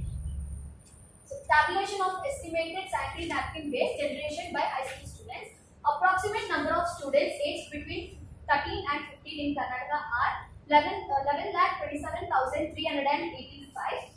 Average number of napkins required per student per month is 4. Considering all might not use ready-made pads on all days of the cycle. Total number of sanitary napkins waste generated per year is, we take this the number of students into 4 into 12 is that 5,41,14,480 napkins. It's not kg, it's some mistake there. Now considering the approximate weight of a used pad, one pad as a 15 grams, we will get it as 8,11,772.2 kg. So this is the survey we conducted manually with 20 participants. Survey and awareness campaign on government high school Content. So we went on a survey for a government high school that is in Content, and this was the survey photos. We went there and we asked them few questions regarding this survey, and they said that and it shows that they don't have any much awareness about what are the problems it is caused by this improper disposal of sanitary napkins. And we conducted a survey for girl students. And with the headmistress of government GHS Cottonpete, Mrs. Sujata, we wholeheartedly thank Mrs. Sujata ma'am for providing a chance to interact with the students and discuss issues related to the disposal of sanitary napkins. We appreciate her enthusiasm and encouragement in discussing issues related to the girl students. So, use of incinerators. A survey conducted among our school students gave the following data. Total number of students who attend puberty is approximately 152, and number of pads changed in school per person in a menstrual cycle average 2.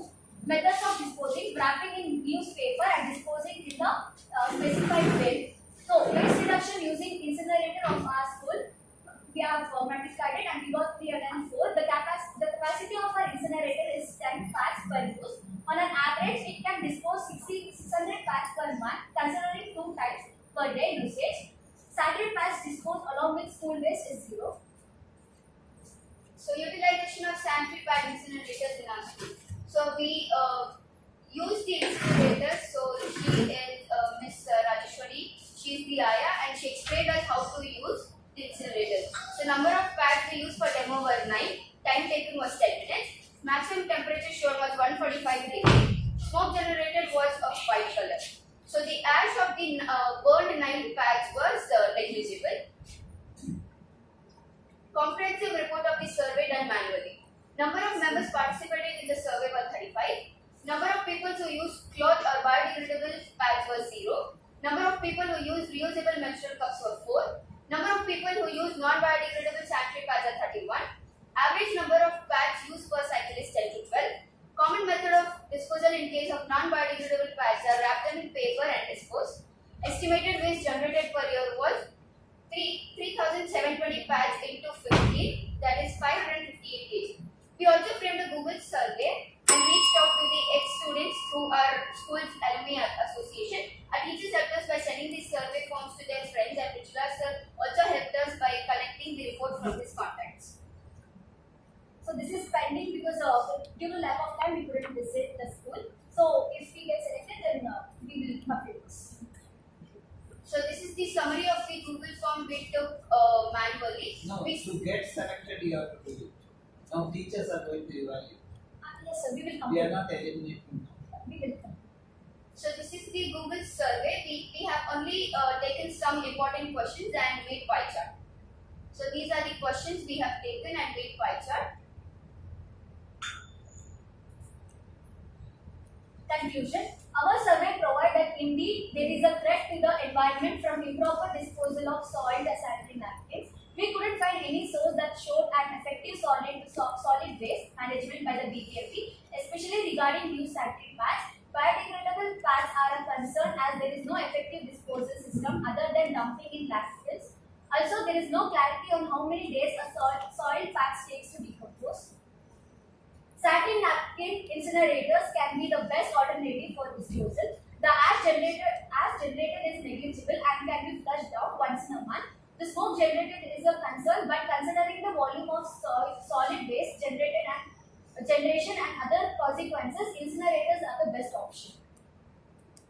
Recommendation. The government should strictly instruct all the institutions to install incinerators in their premises, and even the residential complexes should do the same. The cost of an incinerator may vary according to the capacity. It should be considered as an essential requirement for your social cause by all management and at the earliest. There should be an awareness campaign by the BPMT members regarding their initiatives with regard to the disposal methods of these waste. In the Municipal Corporation of Palakkad, there is an efficient system of disposal of sanitary pads. These people collect waste separately on specific days and burn in huge incinerators. Such kind of facility can be started by the BPMP with the cooperation of the public. So this is the news report shared by a principal about the sanitary waste management by Palakkad Municipal Corporation. It says that they charge 100 rupees per house or per month. So these are the references. Acknowledgement. A sincere thanks to Dr. TVRAMACHANDRA sir and his team for giving us an opportunity to present this project. We also thank our principal, teachers, members and all the students who guided us and participated in our survey. A special thanks to our parents for the cooperation. We extend our gratitude to our school Aya Ms. Rajeshwari who take care of the disposal of sanitary pads in our school using the incinerator. A special thanks to Mrs. Sujata Ma'am, the HM of Government HS Cotton Pede for allowing to conduct the survey in the school. We also thank Ms. Pushpa Ma'am for helping us with the Google Form survey. Thank you all.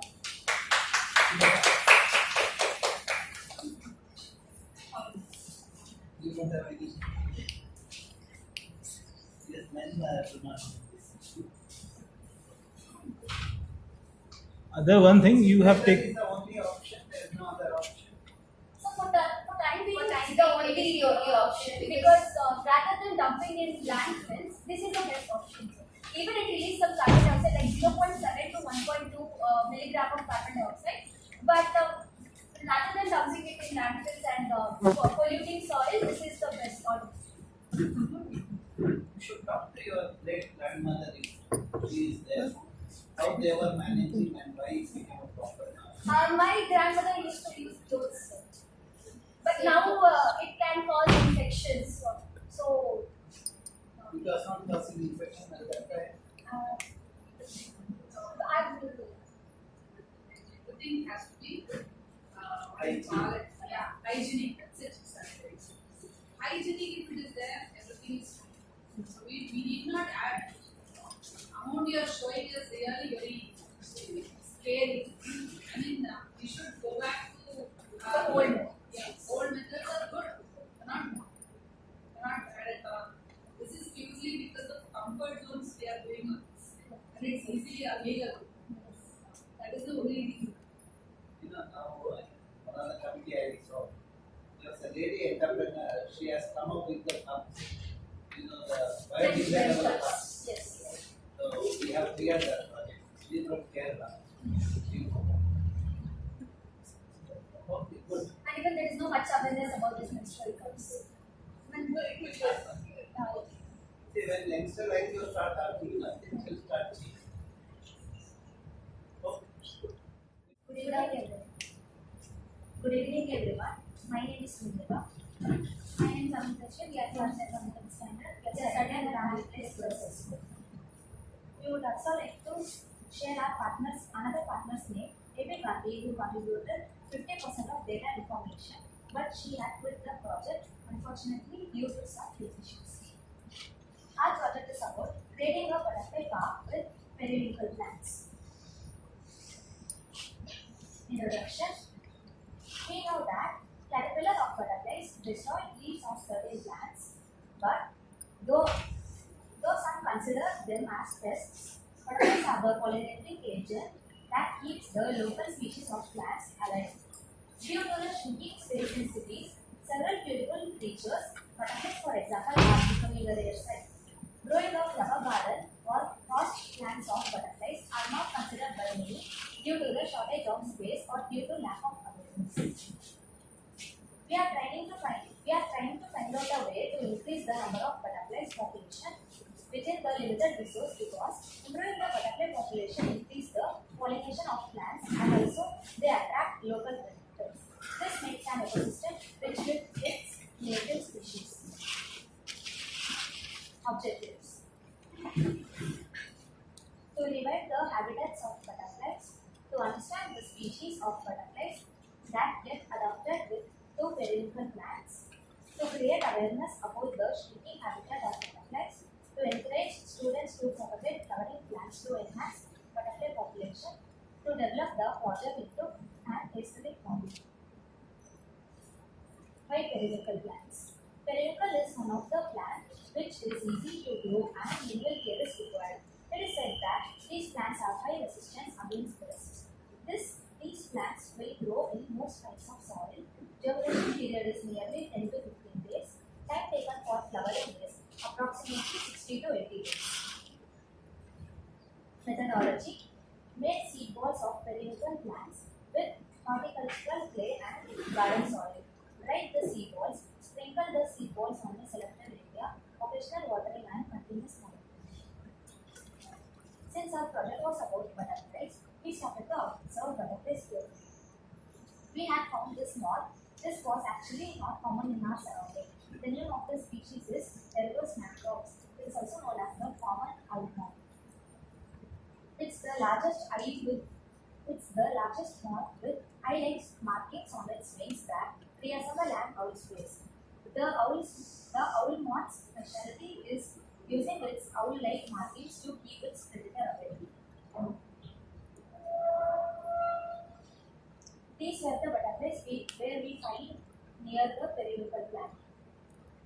The lemon tansy, also known as Duronia lemonia's small grass willow. Duronia Urema brigida. Distributing seed balls of mixed seeds to check if a small garden could be made. Those red markings are the best way to put the seed balls.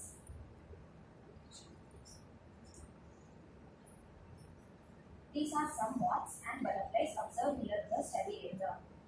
The black-headed wasp-mouth, Meltanus leda, also known as common evening brown.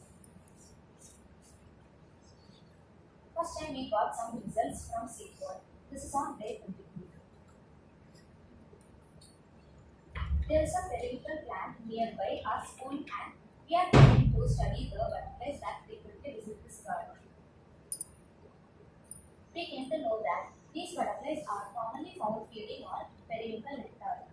Gate red eye, grass demon, lemon emigrant, mottled emigrant, blind swallowtail, black swallowtail, common moth. We had noticed black swallowtail and lemon emigrant. Sorry, we couldn't take a clear picture as they were fast moving.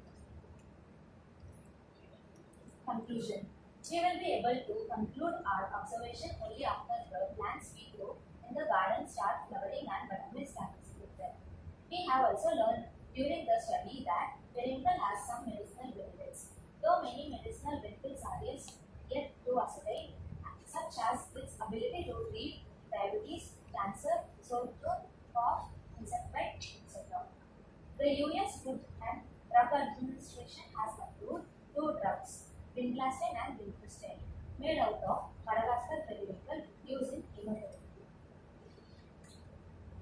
Madagascar periwinkle and other Canthracis species are used in both Ayurvedic and traditional Chinese medicine as a treatment for diabetes, hypertension, and leukemia. Considering all the aspects, it is ready to grow a periwinkle garden for it promotes butterfly population and also might check the growth of other invasive species because we have learned that periwinkle shows invasive nature in warm climates. These are the references. And See, you yourself made a statement, no, last statement. It is invasive. That's dangerous, no? yeah, We should not use this plant, no? yeah, It is invasive. but there are so much medicinal benefits. There are so much nectar. But you have other plants also which gives nectar, no? Which also have medicinal benefits. Sulama? So in the introduction, you can write about like importance of butterflies in the ecosystem. You can add more points. There will be some more articles and then another slide you can put the host plants which impact the butterflies.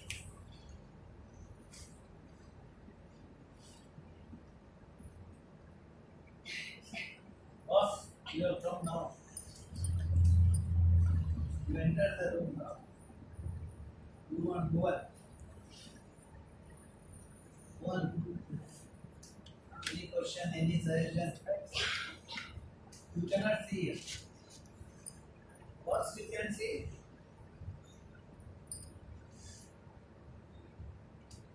One second. He is retrieving the information.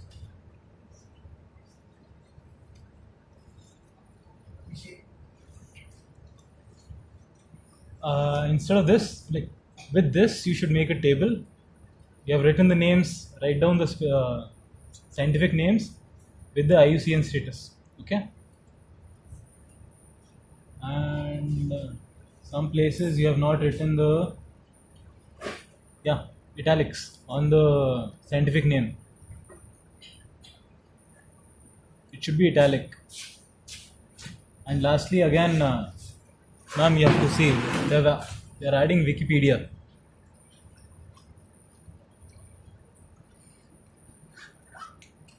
And one more thing, you have to add to the conclusion wherein you how many species you found. That point you should add here.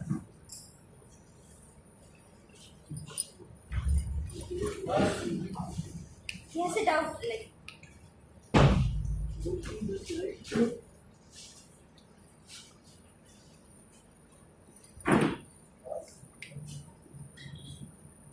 he wants to see the materials and methods.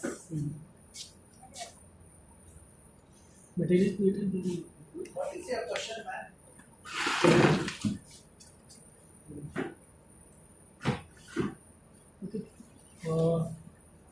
In this format, if you can prepare any chart so that from the day 1 and the end day, which is there 22 days, 23 days or 4 days, what are the species you have got?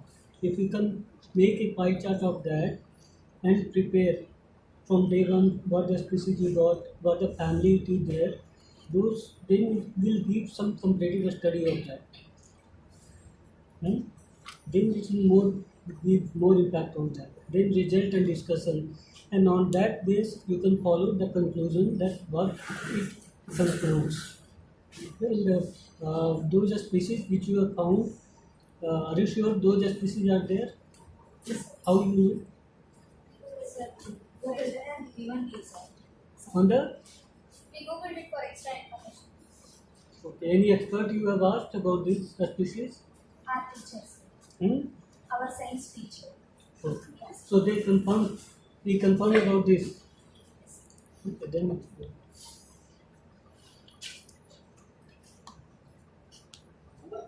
Your eye is outside now.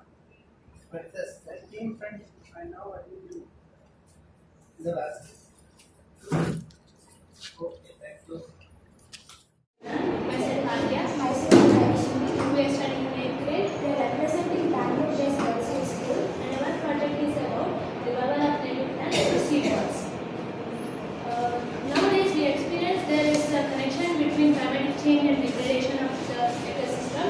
Native plants are adapted to the local environment and are vital habitat for species like birds and butterflies.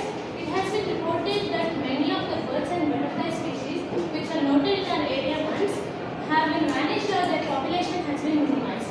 Our studies aiming at the revival of native plants to distributing seedballs. We got this idea about this project after reading an article where the locals turned a barren land into a luscious green garden in Kenya. Our objective is to study the contribution of native plants to an ecosystem, to understand the causes of disappearance of native plants, to analyze the way to revive the population of native plants, to study the success rate of seedballs in revival process. The materials and methods used. We have selected Malabar almond and jamun tree as a study. We have used notebook and pen to note down the details. We have used garden soil, water, Malabar almond and jamun seeds for preparing seed balls. We have used 10 pots and garden soil for planting the seeds. As we selected Malabar almond and jamun tree, this was a picture taken in our notebook. As Malabar almond's lifespan is about 50 years, fruiting season is between July and September. Germination period 6 to 8 weeks. Fruiting 2 to 3 years. Ecological importance, drought resistant, suitable for reforestation. It also provides mulch-rich soil. Medicinal advantages. Fruit and brick are used for treating dysentery. Leaves and fruits are astringent. Types of soil required for Malabar almond is well aerated, moist and sandy. Malabar almond is first to this butterflies. First butterfly is large oak blue. Second is dingy lime blue. Third is red flash. Fourth is red spots. The grey-bellied tree squirrel also feed on ripe seeds or fruits of Malabar almond. Jamun tree lifespan is more than 100 years. Fruiting season is May or June. Germination period takes about 10 to 15 days. Fruiting is from 8 to 10 years. Ecological importance provides shades and habits for birds, animals and insects. Medicinal advantages. Jamun is a source of iron and acid. Dried and powder seeds is used to manage diabetes. And one more thing I wanted to share is that dried and powder seeds is used by my grandfather because he's a diabetic patient. A type of soil and climate, deep loam and well-drained soil. These are some of the organisms that feed on jamun fruits. Green pigeon, parakeets, Indian greyhound, red-whiskered bulbul civets and fruit bats. Jamun tree are also larval host plants for butterflies like large oak blue. Causes of reduction, we have learned that these plants once upon a time were very popular. Nowadays their population has been reduced. We see most of these following plants like champati, jharkhanda, contrast lancifolius and exotic flowering plant and mango species is widely planted by DBMP itself. One more shocking news is that DBMP itself is planting invasive species and destroying regarding native plants. In some places, German trees are not preferred as they entertain monkeys. These are some of the photos of invasive species. Seed ball preparation of German and almond seeds. Seed balls, distributing seed balls. Like we distributed the seed balls in nearby surroundings of our school. And since we had limited space for soil area in our school, the management arranged the gardener who cleaned the nearby site for us, so we were able to spread the seed balls. Observation of 60 days, if the seeds did not show any germination because almond seeds take about 2 months for germination, and some of the seeds were crushed by wheels of parked vehicles, and some of the seeds left in the pavement were carried by bandicoots. Preparing jamun chutney. Since we did not get a positive result by seed balls, we went to the manual method. We took 10 parts of placed garden soil in them and placed jamun seeds inside them, and we watered and monitored them regularly.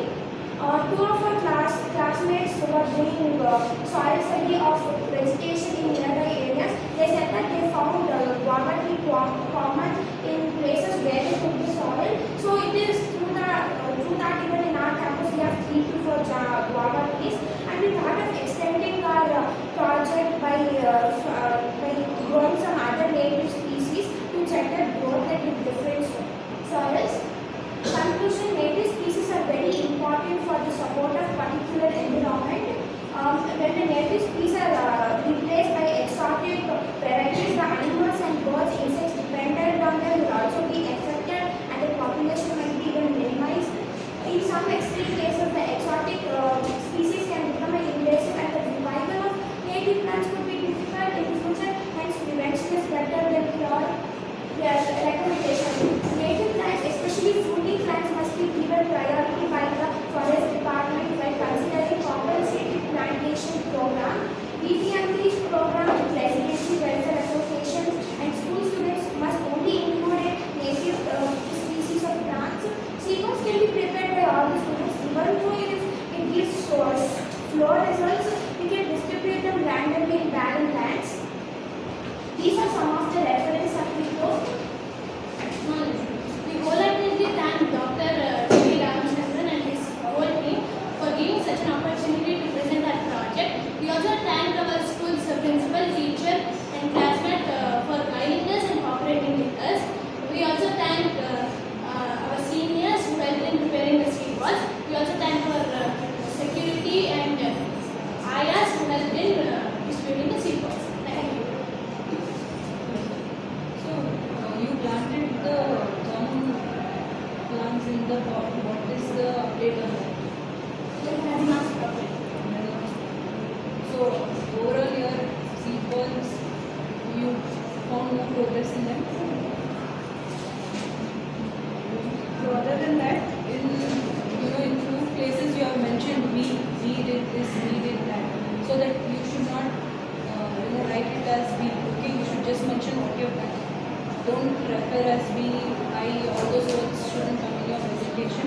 And also see be more, the structure is more of your materials and methods section. Your photos, all that you have taken, all those should come in.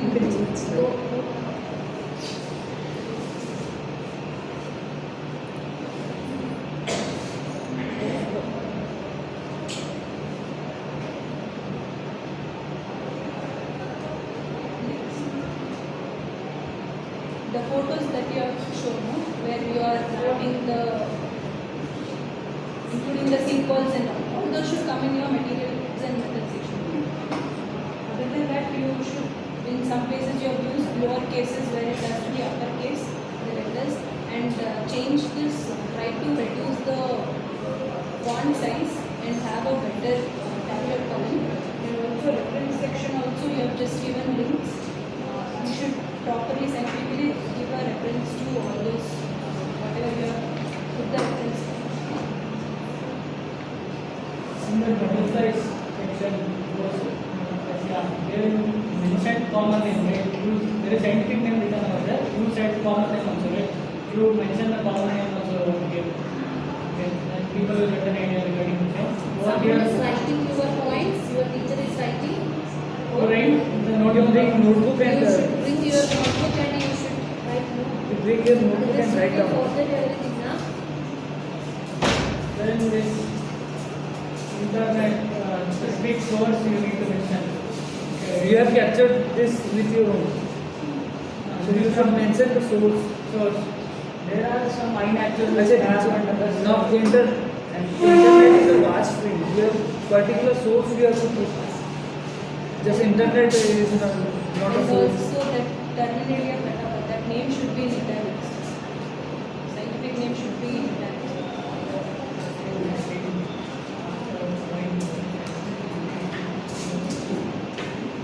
Okay, go to the next slide. You don't have paper.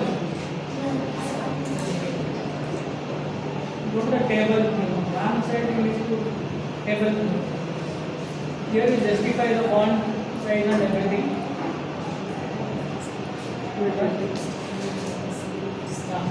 Here you just see ecological importance of all the things. You justify all the spacing and all. Okay. In the first column, if you see it is like more than 100 years, it is not properly aligned. You see that aspect. And also, go to the next slide. Internet, there is, you need to change over there, okay? And alignment, this is not properly aligned. Just align those images properly. Next slide.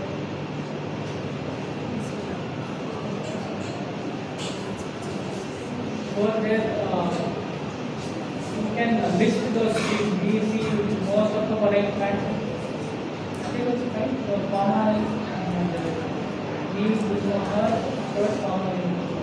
Next.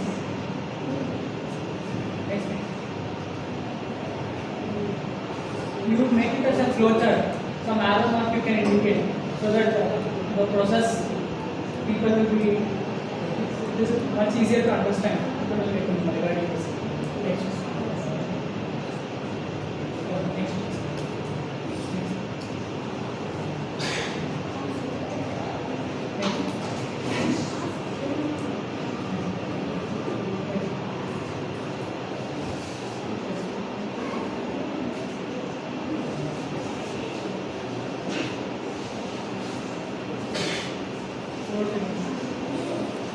Okay, that subject is different. Revival of native plants. Okay. When compared to the competition team, you should do some more work regarding this project. Okay. This is only one method how to. Why you wanted to do the seed balls method? Yeah, because I'm telling you, we have different types of native plants, revival of native plants, different methods are there. But why you selected that the seed ball method?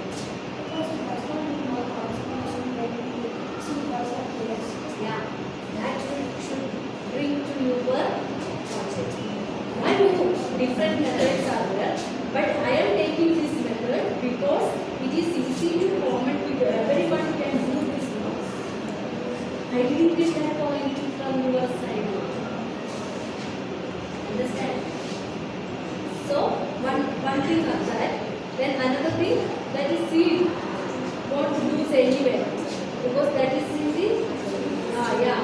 You only tell no, these are the points. So we didn't get that points at all. Okay. Why you wanted to select that particular species you are going to select? In that particular species, that table. Here, you can see that between July and September like that. So please do it, work on this table. Okay, don't do like that. Yes, yes is coming like that. Lifespan, that it will be like that. Should be design, content and design. That means table should be very clear. So it will be that one mark you will put. Okay, you want to get mark. please do it this thing, sir. This paper thing. Then this is already there are lot of photos, images you have taken from the outside. Okay, please give entire thing should be here and all everything it will be outside photos only. So please give the link down that what is the link here and all it is there. Okay. Then another important thing is that why this species you wanted to planting in our Bangalore. Why you wanted to plant these seeds? Then why you have given this topic to common people? What is the aim or what is the main objective? What is the goal of your study?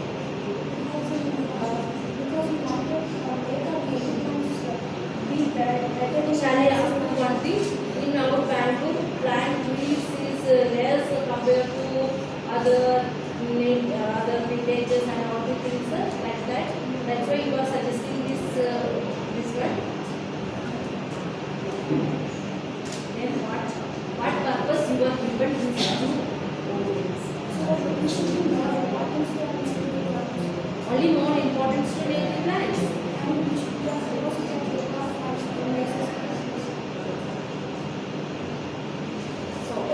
Please add one more point they didn't understand. Okay, in our Bangalore, that plant studies in our SARS studies are there. In the 1%, how many trees and all it is there. Please bring that into here, then it will be more effective. Okay, we tell to madam also. Then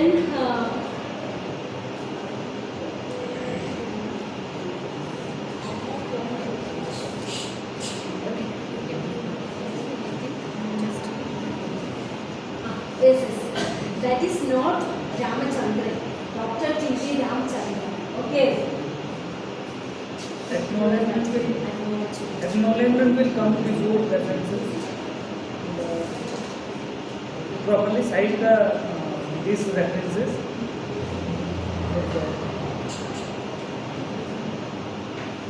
Why the mangrove species go to?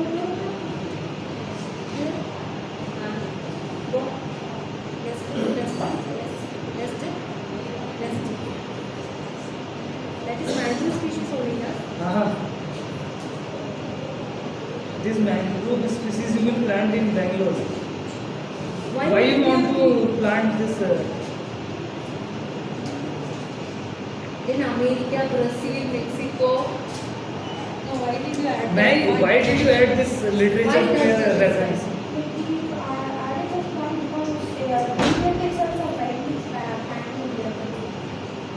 This species, sir? Mangrove species. mangrove species comes in the estuary region. This is not terrestrial. Mangrove species. You know what is mangrove species? Where it will find? In Bangalore, it is there a mangrove species. Then why this reference is coming here? you should put studies relevant to your work. And these points should not come in reference. These points, you check research articles or research paper, how the references are referred and how these studies are cited in your text. Okay. You have not put the results also. Where is the result part in your? Then another one important I forgot. This seeds, how many days it will take for the come to that germination? Germination.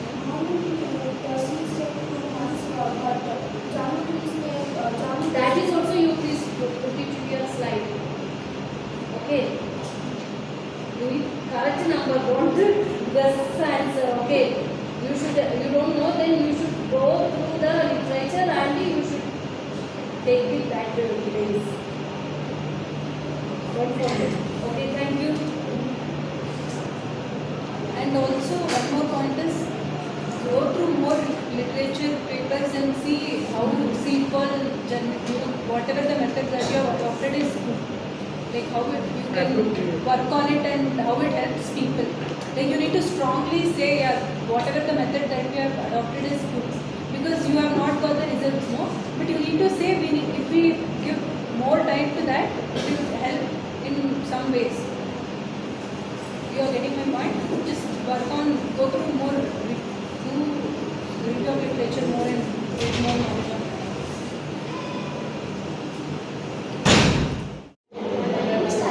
My partner is IIS. For some reason, she is not attending this session. My topic is invertebrates in my campus. Introduction. We were afraid of insects till we learned recently that they do a lot of service to the nature, such as pollinating and crop protection. We also learned about food chain and how each organism plays a role in it. We thought of studying more about these small organisms, and it was also fun activity for us. Objectives: to have a better understanding of ecosystem, to study the role of various organisms and how they are connected to food chain, to know our surroundings better, to understand the useful and harmful insects, to spread awareness about their importance, to develop photographing these small creatures as a hobby. This is our study area: school, campus and surroundings, that is materials and methods, logbook and pen, iPad to take photo, switch and logs for insect photos. I would say you something. I am so sorry, this is my first presentation. The pictures are not clear. Now I continue. Paper vase, height of water vase, and this is snake. That is gecko, this is cranefly, and that is grey lady or beetle. That is spider, this is also spider, that is shieldbug. That is earthworm, this is mosquito, that is drainfly. This is moth, that is ladybug, this is black soldier fly. That I don't know, it was under the leaf and it was like woolen cocoon. This is housefly and that is stink bug. That is black garden ant, and this is red fly, and this is jumping spider. That is cowbug, tree hopper. This is Parthenium beetle. That is Bangalore. This is snake. This is blue butterfly. Insect hotel. This is made by me. I researched that wood sticks will attract insects. I learned about insect hotel and made 2 of them and hung from trees in our garden. This was done very recently and I am yet to spot insects. Conclusion: it was indeed fun to observe these organisms and we learned a lot of new things during the observation. These small creatures silently share our space but very rarely acknowledged. The silent help they do to our ecosystem. We came to know that there is a predator beetle for Parthenium, which is a leaf. It is called Parthenium beetle. Acknowledgement: we thank Dr. TVRAMACHANDRA sir and his entire team of CDS department IISC for providing an opportunity to present our project. We also thank our school management and office administrators for providing us the support. We would like to thank our parents for encouraging us to participate in such a program, and even I should thank my seniors. Some of the pictures took by them when they were studying about Bangalore. Thank you.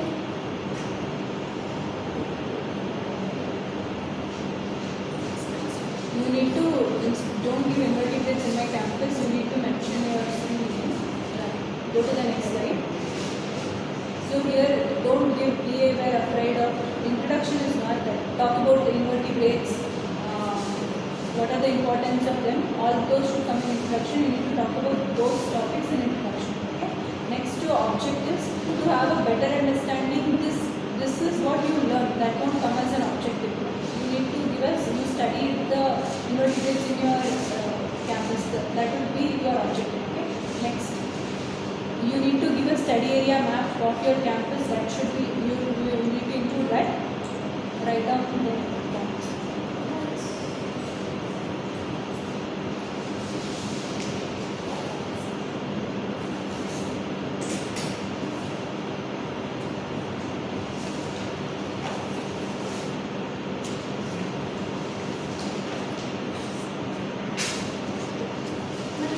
then she's written. You need to have a separate slide for your study area, and then in the next slide you need to have material and methods, give a proper material and methods. And the next is create a tabular column, give the name of the species, photo, and give a scientific name, its family name, its IUCN status. Okay, these things you should include, and also all this should come in a proper tabular column and you should be good. And also you need to say if there are any threats to these species. Okay, these are the we have also done presentation. But we need to include content in it. Content is not there. We need to say what are the security threats, and we need to put a proper table explaining what are the species you have found, and their scientific name, their common name, their photo. Okay, right. Then total number of species which are found. Then the last photo, maybe you have used some plastic also. Due to that, it has not come. Try to run things. And also you can mention if there are any other conservation methods that you can use to conserve these species. Try to get a nice picture of the insects. So it is good. So third in this side you need to take care of it. Okay.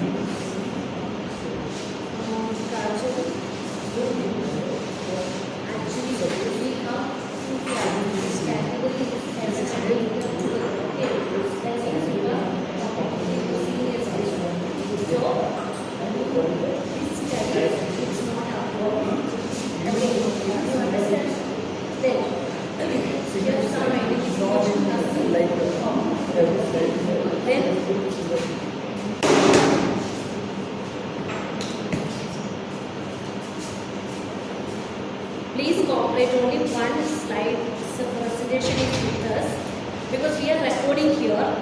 Then we are given to guidance also.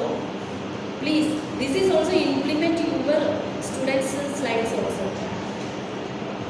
Please close that door.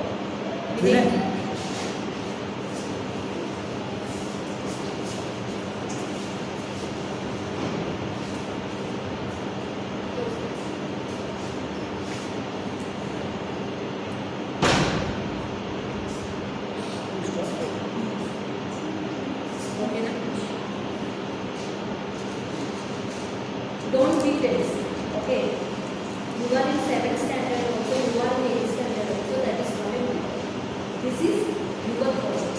Because you know what all you need. Then you can see some there is some other that we can some students are presenting more.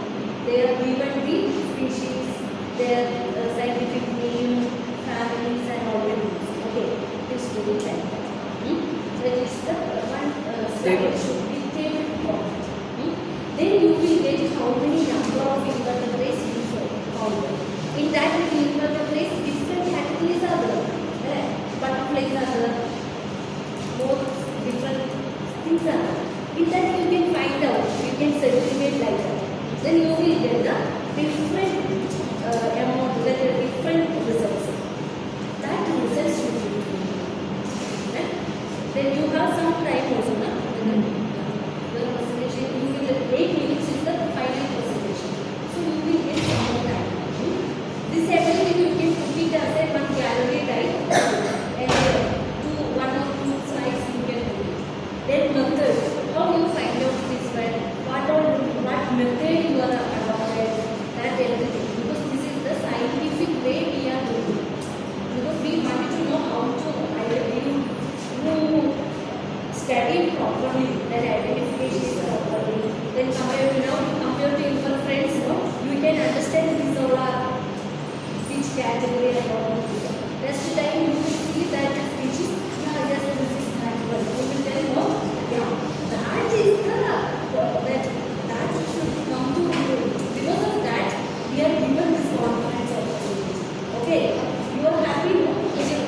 This is misidentified. Yeah. You please check all the species. Yes. Specifically, this is not that wood blue butterfly. Some species you again try to identify all the species. Whatever. You can And tell. map is put in a tabular form. And you should put the references.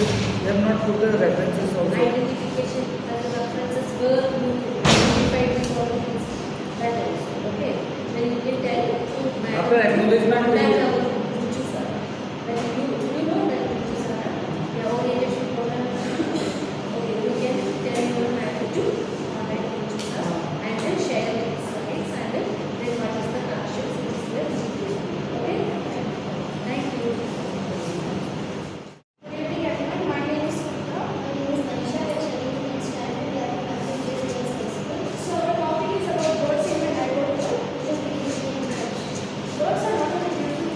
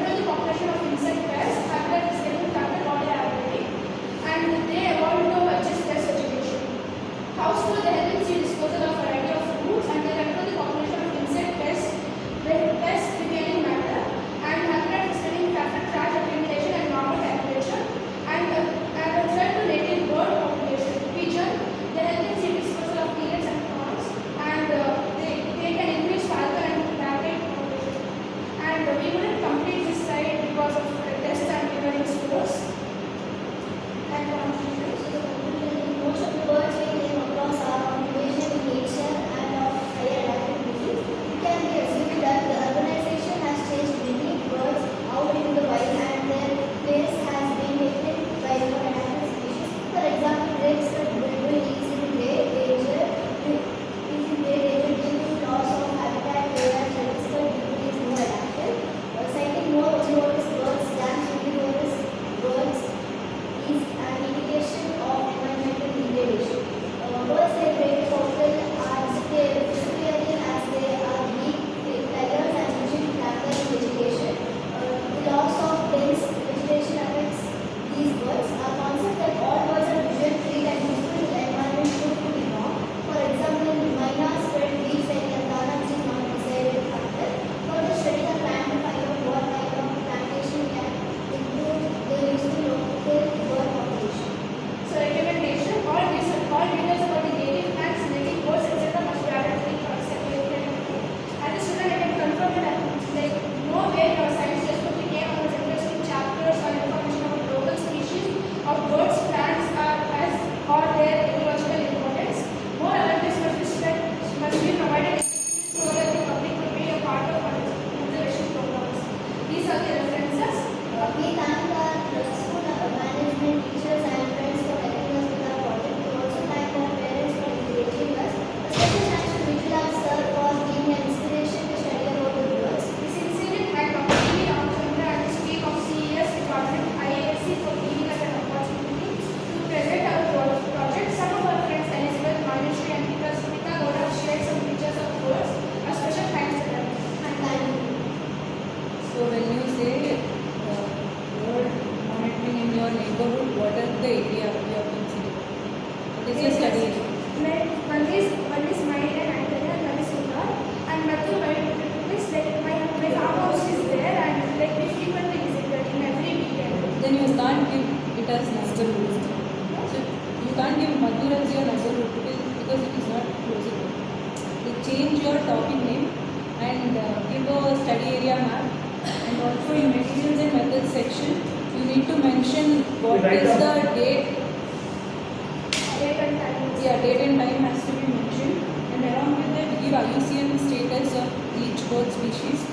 And you made a separate summary for the table. No? You include that in your, see all that summary table should come here.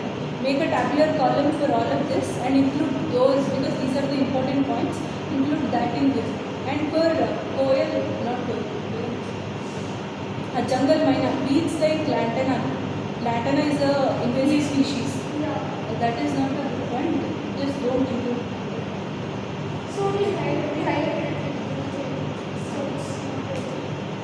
And along with that, give like total number of species that you have identified, which were the dominant species that were there, dominant bird species you found out. All this you can include.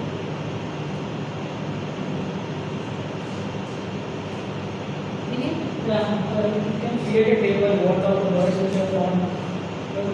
Maybe that you can change the title, like 930 and another area, Madhur. You see the title needs to be changed here. Can't say it as neighborhood.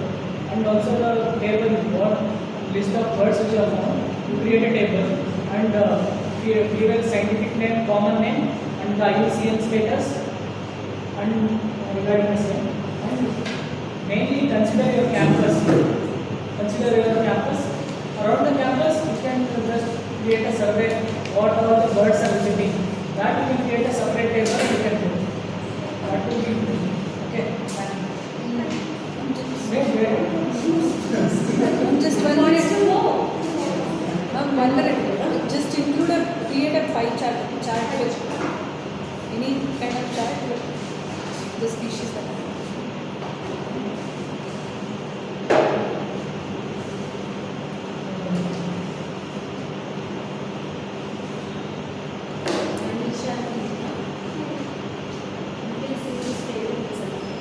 Because heading, that column heading is very tall, small font size, and inside that everything is very, very big. And why it is blue that Yeah. we are highlighted? That is sky, because that is Don't do like that. Because in our presentation is based on content and design also. Design means you will make your table, then graph, and a scientific way. Okay, that is the thing. That you will get it more. Then presentation style. Presentation is okay. But I am very sad of that. Even Bangalore is went into South of India and that is tropical area now. Because there are some more species found in the Indian subcontinent, tropical Asia. What is this? You have taken only Uttara and somewhere, no? And what is that species? We know that these birds are found in India. No. This is your study. There were which location you find out. This is it. The Indian subcontinent, China, Southeast Asia. Don't do like that. Okay. This is where you found me. Milan or another campus. Yeah, it is like that. Then it is okay. But you can make it as a table. You have how many places? Study area is there. And some of and this including Pala, like some of our friends had sent me. So we added Mathur we added because it's Okay. That sunburn. Indian Nagasabi also is there, Ulla is there. That's why the species name you, then your study schedule. That you every name you don't want to do. Side 1, side 2, side 2. Side 1 you can make it as a Ulla. Or yeah, which word is called like that. Then that is very good, no? You can also tell where is that word is present. Yeah. That way you please make it. Okay. Another important thing means you have in your conclusion that frugivorous and omnivorous birds are there. But in here we didn't see the thing. That's why you can make it as a conclusion is there. In that is frugivorous, how many birds, then omnivorous, how many birds, what is the percentage of that, what is the reason of that. We didn't have time for Okay, but in the future slide in ours, because you are in the 9th standard student. Okay, morning session that our total, that is 7th standard students are people like that only. Better than But then we will compare with that now. You won't get mark, no? So please, this is your project. You should give full effort and for the better presentation. and you are competing with 12th class, 9 to 12. So 10, 11 and the political. That is some category. Okay. Anyway, that is always easy. But you should keep the presentation forward. Then another thing. This is not the way to present. Your friend and you should be present mind and you should present. Why? Because no, you will be standing like that and judges will say, oh, she is not prepared properly. We will ask question. Okay. That don't do like that. They're here boys and they are taking part in this presentation like that. Full of energy. Okay. Don't give, you don't know answer also. Don't give like tension. Then there are a lot of negative points are that unidentified. You don't know that, but why do you want me to put that? Okay, no problem. We don't know. Your judges don't know how many species are there. Actually, the bird experts also don't know how many species are there in our place or this one. Okay, that's why you want me to put this one. Please see that.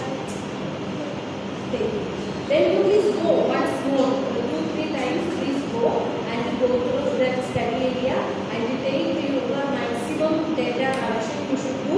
Then you will take better photos also and implement in your slides. Okay? Because you are in the 10th standard. Okay? Thank you. and reference. Yeah, reference also is not. Acknowledgement is also not there. Reference should be silent. Achha, later. Okay, you just learn how to put it systematically. In research paper you will get it. And scientific research paper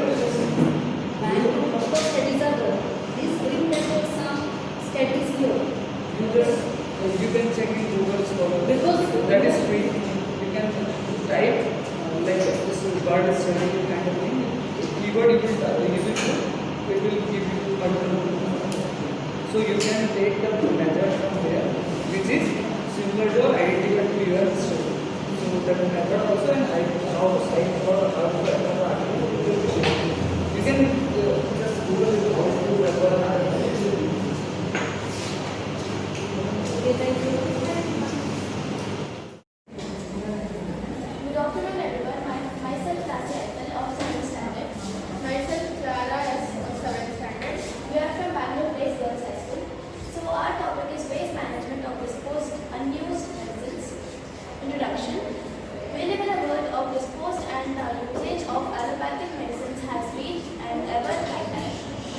But we seldom care about the place where the unused and expired medicines end up. Our search is about how our society deals with the unused or expired medicines. Objectives: to understand the health hazards of the disposed methods, to identify various methods of safe disposal of unused medicines, to study the effect of disposed medicines on soil, to develop a successful chain of services to assist in safe disposal of unused medicines. Health hazards of disposed medicines. If the disposed medicines end up along with the garbage in landfills, animals can accidentally ingest them. This can cause poisoning. Some medicines can leach into the water system and spoil the underground water quality. If the disposed medicines end up in water bodies, aquatic organisms can be affected. Pharmaceuticals are reported to be affecting the behavior and reproductive system of aquatic organisms. A drug as simple as Euro 650 can cause liver and kidney damage in animals if ingested. Our search with nearby medical stores about drug take-back program, so we conducted a survey among 3 medical stores which was near our school. So these are the following questions. Will you take the unused medicine sold from your shop if customers return? Do you know any other provision where we could return medicines which are unused? Suppose if we collect unused medicines or those which cross expiry dates, will you collect it? Do you know any other medical shops which collect the unused medicines? What would you do with the medicines in your shop if they cross expiry date? These are the photos. Response received. 2 and 3 medical stores told us that they would like to take back unused medicines if purchased from their shop. All the 3 medicals were unaware about the existence of drug take-back program. All the 3 medical stores refused to take back unused medicines purchased from their shop. All the 3 stores replied that they would send the medicines that cross expiry date back to the distributors, but they did not know how the distributors discarded them. We also contacted Maruti Medicals, it's one of the top medicals in Bangalore, over phone. Unfortunately, even they were not aware about such system in Bangalore. This is the survey among 20 peoples to know how the public will dispose the medicines. This is the summary of the survey. Among 20 peoples, 20 members, 30 members will always take the medicines, and 3 members often, 4 members sometimes, and 80 members will put the medicines in trash, and 4 to return to pharmacy, and 1 keep at home.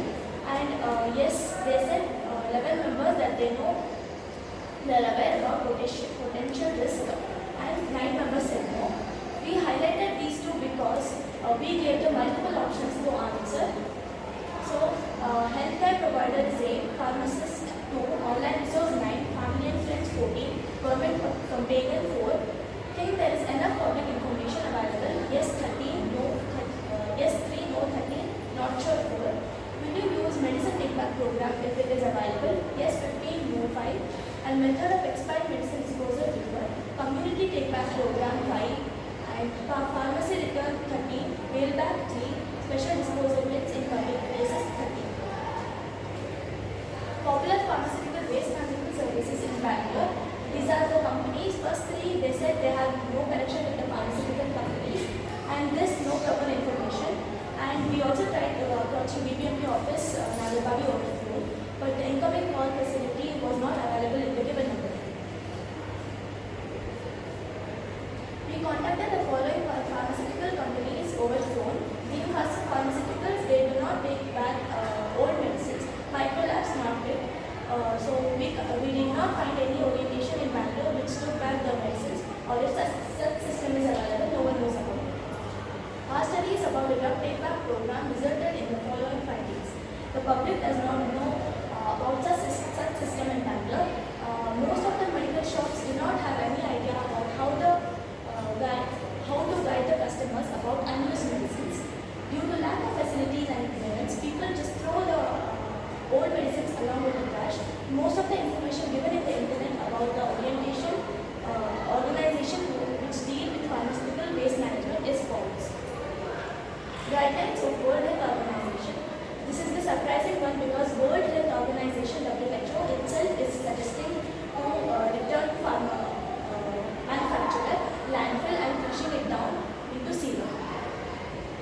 the CDSU and FDA of USA, these are the guidelines on disposal of unused medicines, order the destruction of the drugs. The destruction shall take place.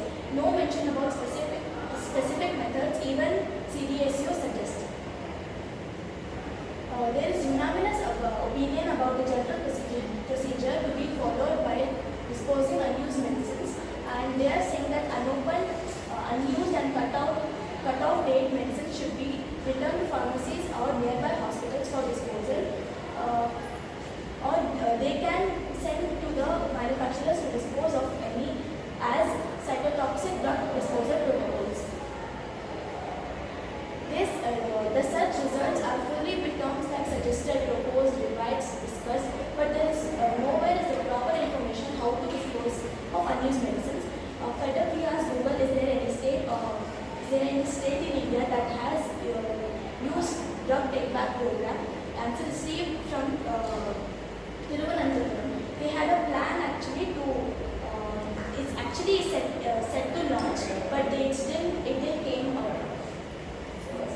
A small study to check the effect of Rhoda 650 paracetamol on the soil. We did lab work where we took the garden soil as sample, mixed the soil in water and made a muddy water, observed the water under microscope to record the microbes. We then added powder Rhoda 650 to the same soil and repeated observation under microscope. And these are the photos. When we added the powder, it died actually, the organism microbe, but before that it was moving. We got 2 to 3 organisms, but we know in 1 or 2 observations conclusions cannot be drawn. Some countries with drug take back program, these are the countries which have the program from our relatives. Conclusion: no proper system exists to deal with waste medicines in our country. Normal incinerators cannot be opted as some drugs may lead to explosion. We add up polluting the land with the unused and expired medicines, making the lives of all animals miserable. No one takes the accountability of this waste. Chemicals in these medicines can destroy useful soil microbes. Recommendations: medical references. These are the references. We took the information. Acknowledgement. We would like to express our gratitude for the following individuals for giving us an opportunity and helping us in our project. Dr. TVRAMACHANDra sir, Coordinator of Energy and Wetlands Research Group, IISC, and his team for the orientation program and guidance provided. Our seniors, Saneha and Shunga sisters, for giving us the idea of this project. Our school management and office staff for helping us. Our parents for allowing to participate in this project. Our teachers and neighbors for participating in the survey. Owners of nearby medical shops for participating in the survey. We also thank our security for accompanying us to the medical shops and taking photographs. Thank you.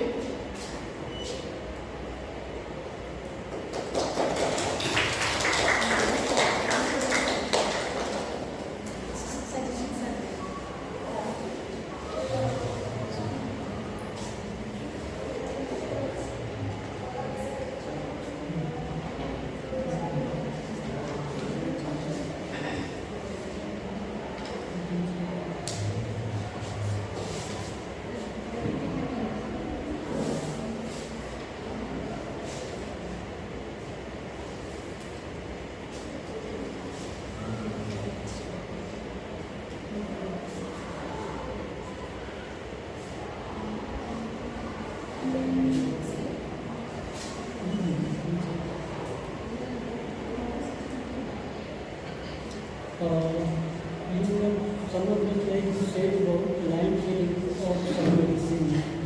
So how is it safer? Because if you do line filling, if you dispose medicine, it can harm to that soil also. Some of the Actually, to find out the microbes, we use soil and will not use soils. Actually, even incinerators are helpful to dispose of medicines. So is it safer to dispose Yeah. the medicine? But some large incinerators are actually danger, but small schools can be used. Okay, you have to look into that. You have to look into that. Landfilling of road medicine. You have to study on that. Because saying about this, some of the medicines can be disposed by landfilling. Second thing that you said about something about Google and you asked some questions about these things. Why Google? Because we searched from internet and we did soil study. After everything, we didn't get the proper mention everywhere, even in the public. So we asked Google. Actually, Google information is also no proper. It's not right. Any book, any research paper, anything you reading it? Any books or research papers, these are not available? You gone through that? Huh? Did you go to No. So that's what I'm asking. Did you go through it?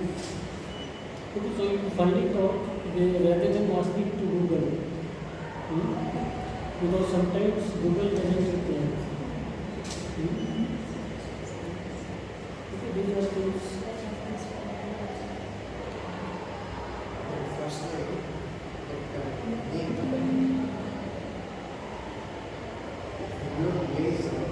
Yeah, Bangalore is.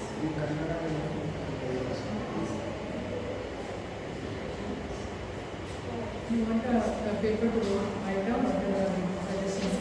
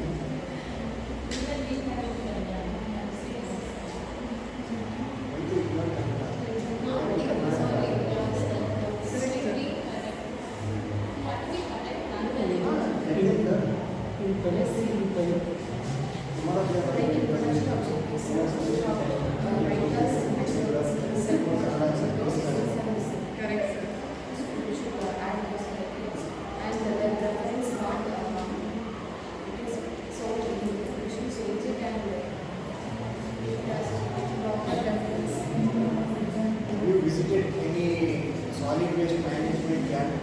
No. You should visit there and you should check whether what is the procedure they are following. Because every unit there will be zero solid waste management unit. I think in Bangalore also every one there will be some solid waste management unit. So you should visit there and you just have to go through the procedures they follow.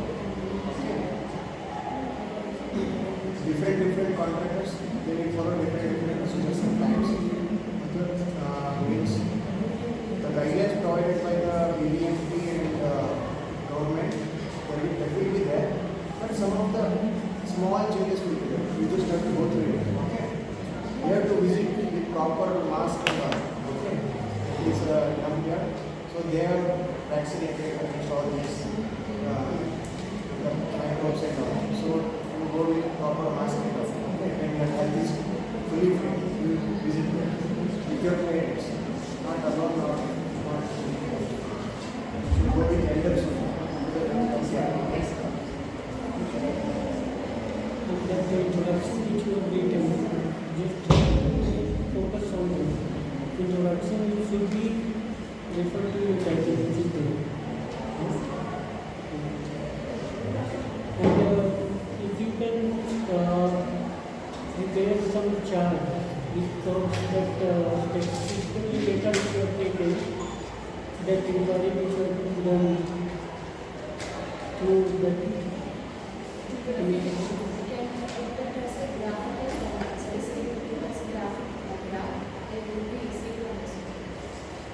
No, but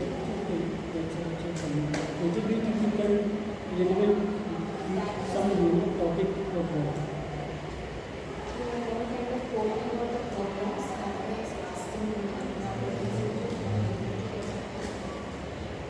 After introduction, objectives are there.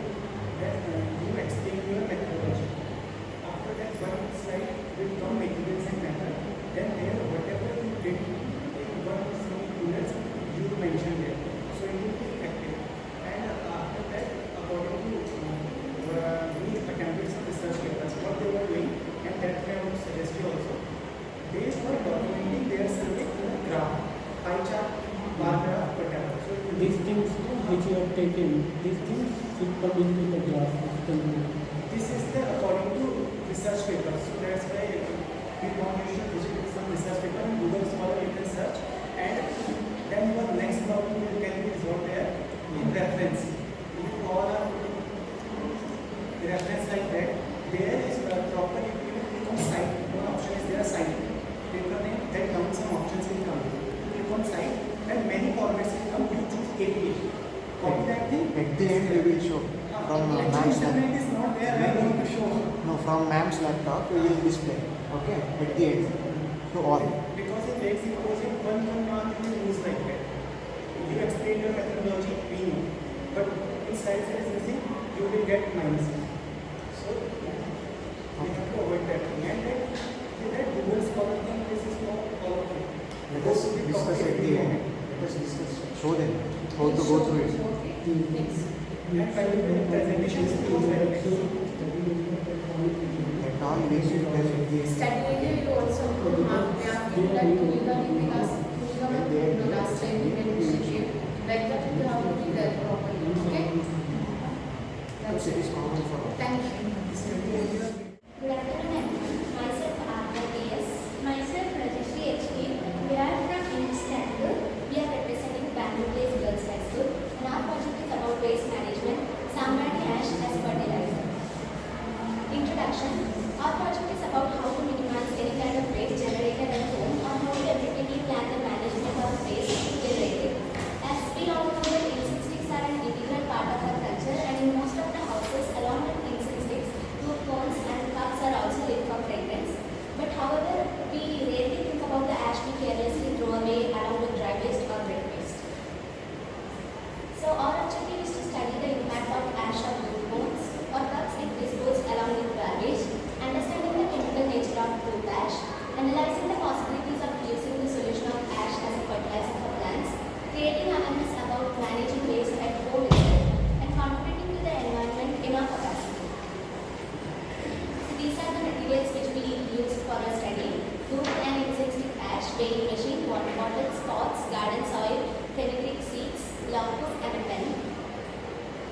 Why are groups used? So incense sticks and groups are an integral part of prayer in many families, and the aromatic smoke released from the burning resin incense can promote relaxation as well as it can reduce stress. And traditionally, most of the families use groups while offering prayers in the morning and evening, and the number of bad bacteria in the atmosphere increase, especially in the evening. So the smoke released from Samrani can kill those bad bacteria and germs. And it is scientifically proven that the volatile organic compounds released by burning incense interact with olfactory receptors in the nose, triggering physiological and psychological responses in the brain. So this was the particular group ash which we use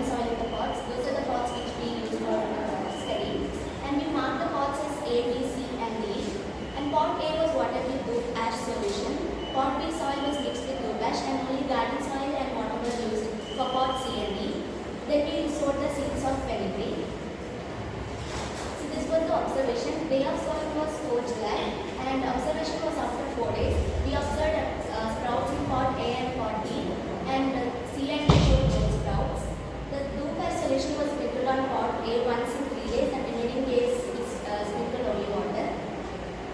So observation after 6 days of sowing was that pot A had more sprouts and pot B also had sprouts. Pot C was not sprouted yet and pot D also had some 2 or 3 sprouts.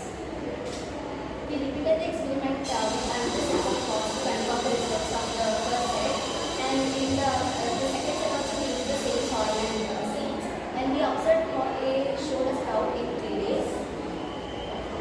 Then we made the third set of pots and we kept the pots in terrace to avoid the rodent attack. And the observation as in other experiments, the sprouts started appearing in pot A itself, and the growth rate of these sprouts was also more. Then we made the fourth set of pots. This was the final set of pots, and the seeds were of the same and the soil was also same. And again we observed the sprouts appearing in pot A itself. So this was the image. Pot A has more sprouts and comparatively it has more healthier growth. The plants are healthy. And this was the picture taken when we asked the schoolmates to collect samrani ash from their houses. Calculation of estimated generation of dhoop or agarbatti ash per house. We asked each volunteer to collect dhoop ash from their house in a box Monday to Sunday, 7 days, and bring the ash collected on the next Monday.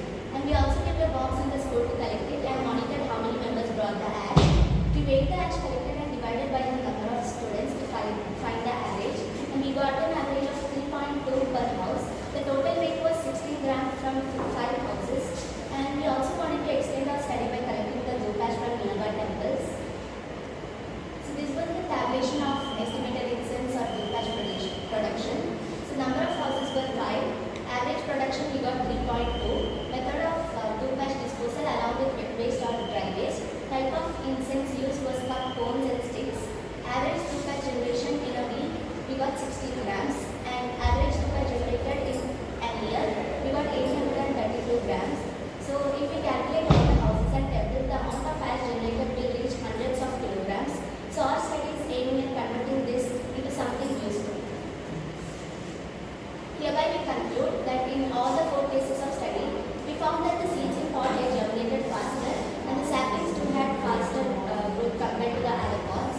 And it also proved that the puja dhoop ash could be used as a fertilizer for plants. The study also proved that using the dhoop ash as solution in water is better compared to adding ash directly to the soil. And since a detailed study is required about the chemical patterns in these ashes, for now we only suggest the samrani ash. We only recommend it for ornamental plants. So our recommendations are overdumping of ash can have a negative impact on the environment and human health. Incense stick ash can contain toxic heavy metals like copper, bromine, nickel, etc. So this disposal of incense stick ash in rivers and water bodies can threaten the living organism due to the presence of heavy metals and high alkali metal content. So it is better to use the samrani ash as fertilizer for plants. And an accountability for activities created need to be generated in the public itself, and the manufacturers of the puja dhoops will be made aware about the future utilization of the ashes so that they will be careful with their ingredients. So these are our references.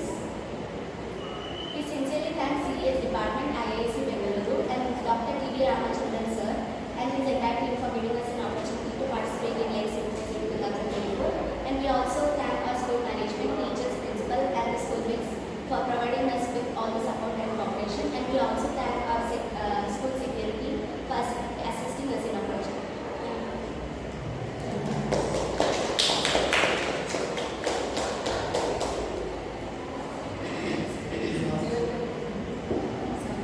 This project has been done by you. We did not get enough time. Like we started a project 1 month ago, so if we get time, we'll complete it. No. Trust me, we did your project by yourself. We have collected the information and pictures by ourselves itself, and our science teacher helped us for aligning all this. So this project is done by you, both. Yes, only the elements. All the activities is done by you. Yes. Only thing that you should highlight here the research section is starting more the materials in the okay. You also some experience in that. Yes, sir. I was not feeling well. Okay. Next time I will. How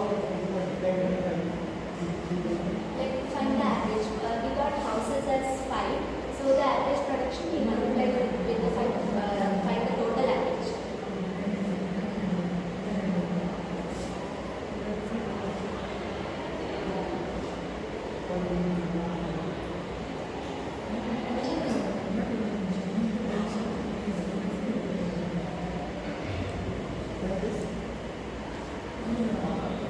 Then to find the year, like 52 weeks in a year, so we multiply it with 50. The total average in a week into 52. Why 52? Because we consider the whole week, not the second day, we consider the whole week, 7 days.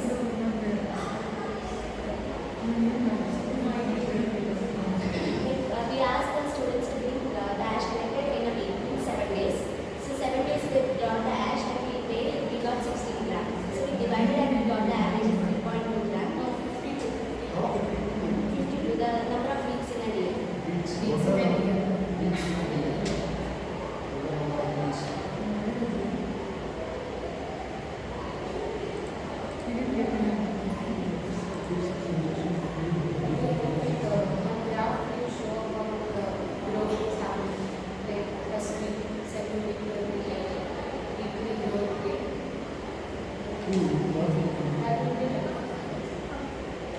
And the introduction, little bit you can change that one. The introduction.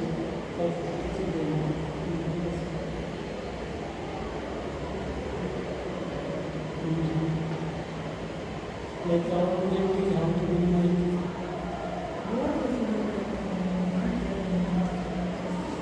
Like first, second,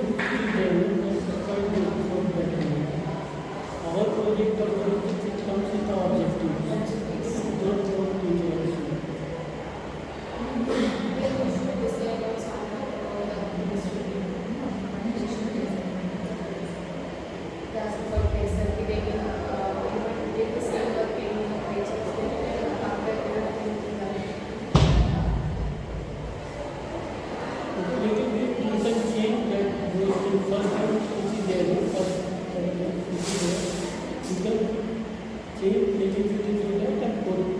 because our project doesn't come into the introduction. So if you want to practice, it will change into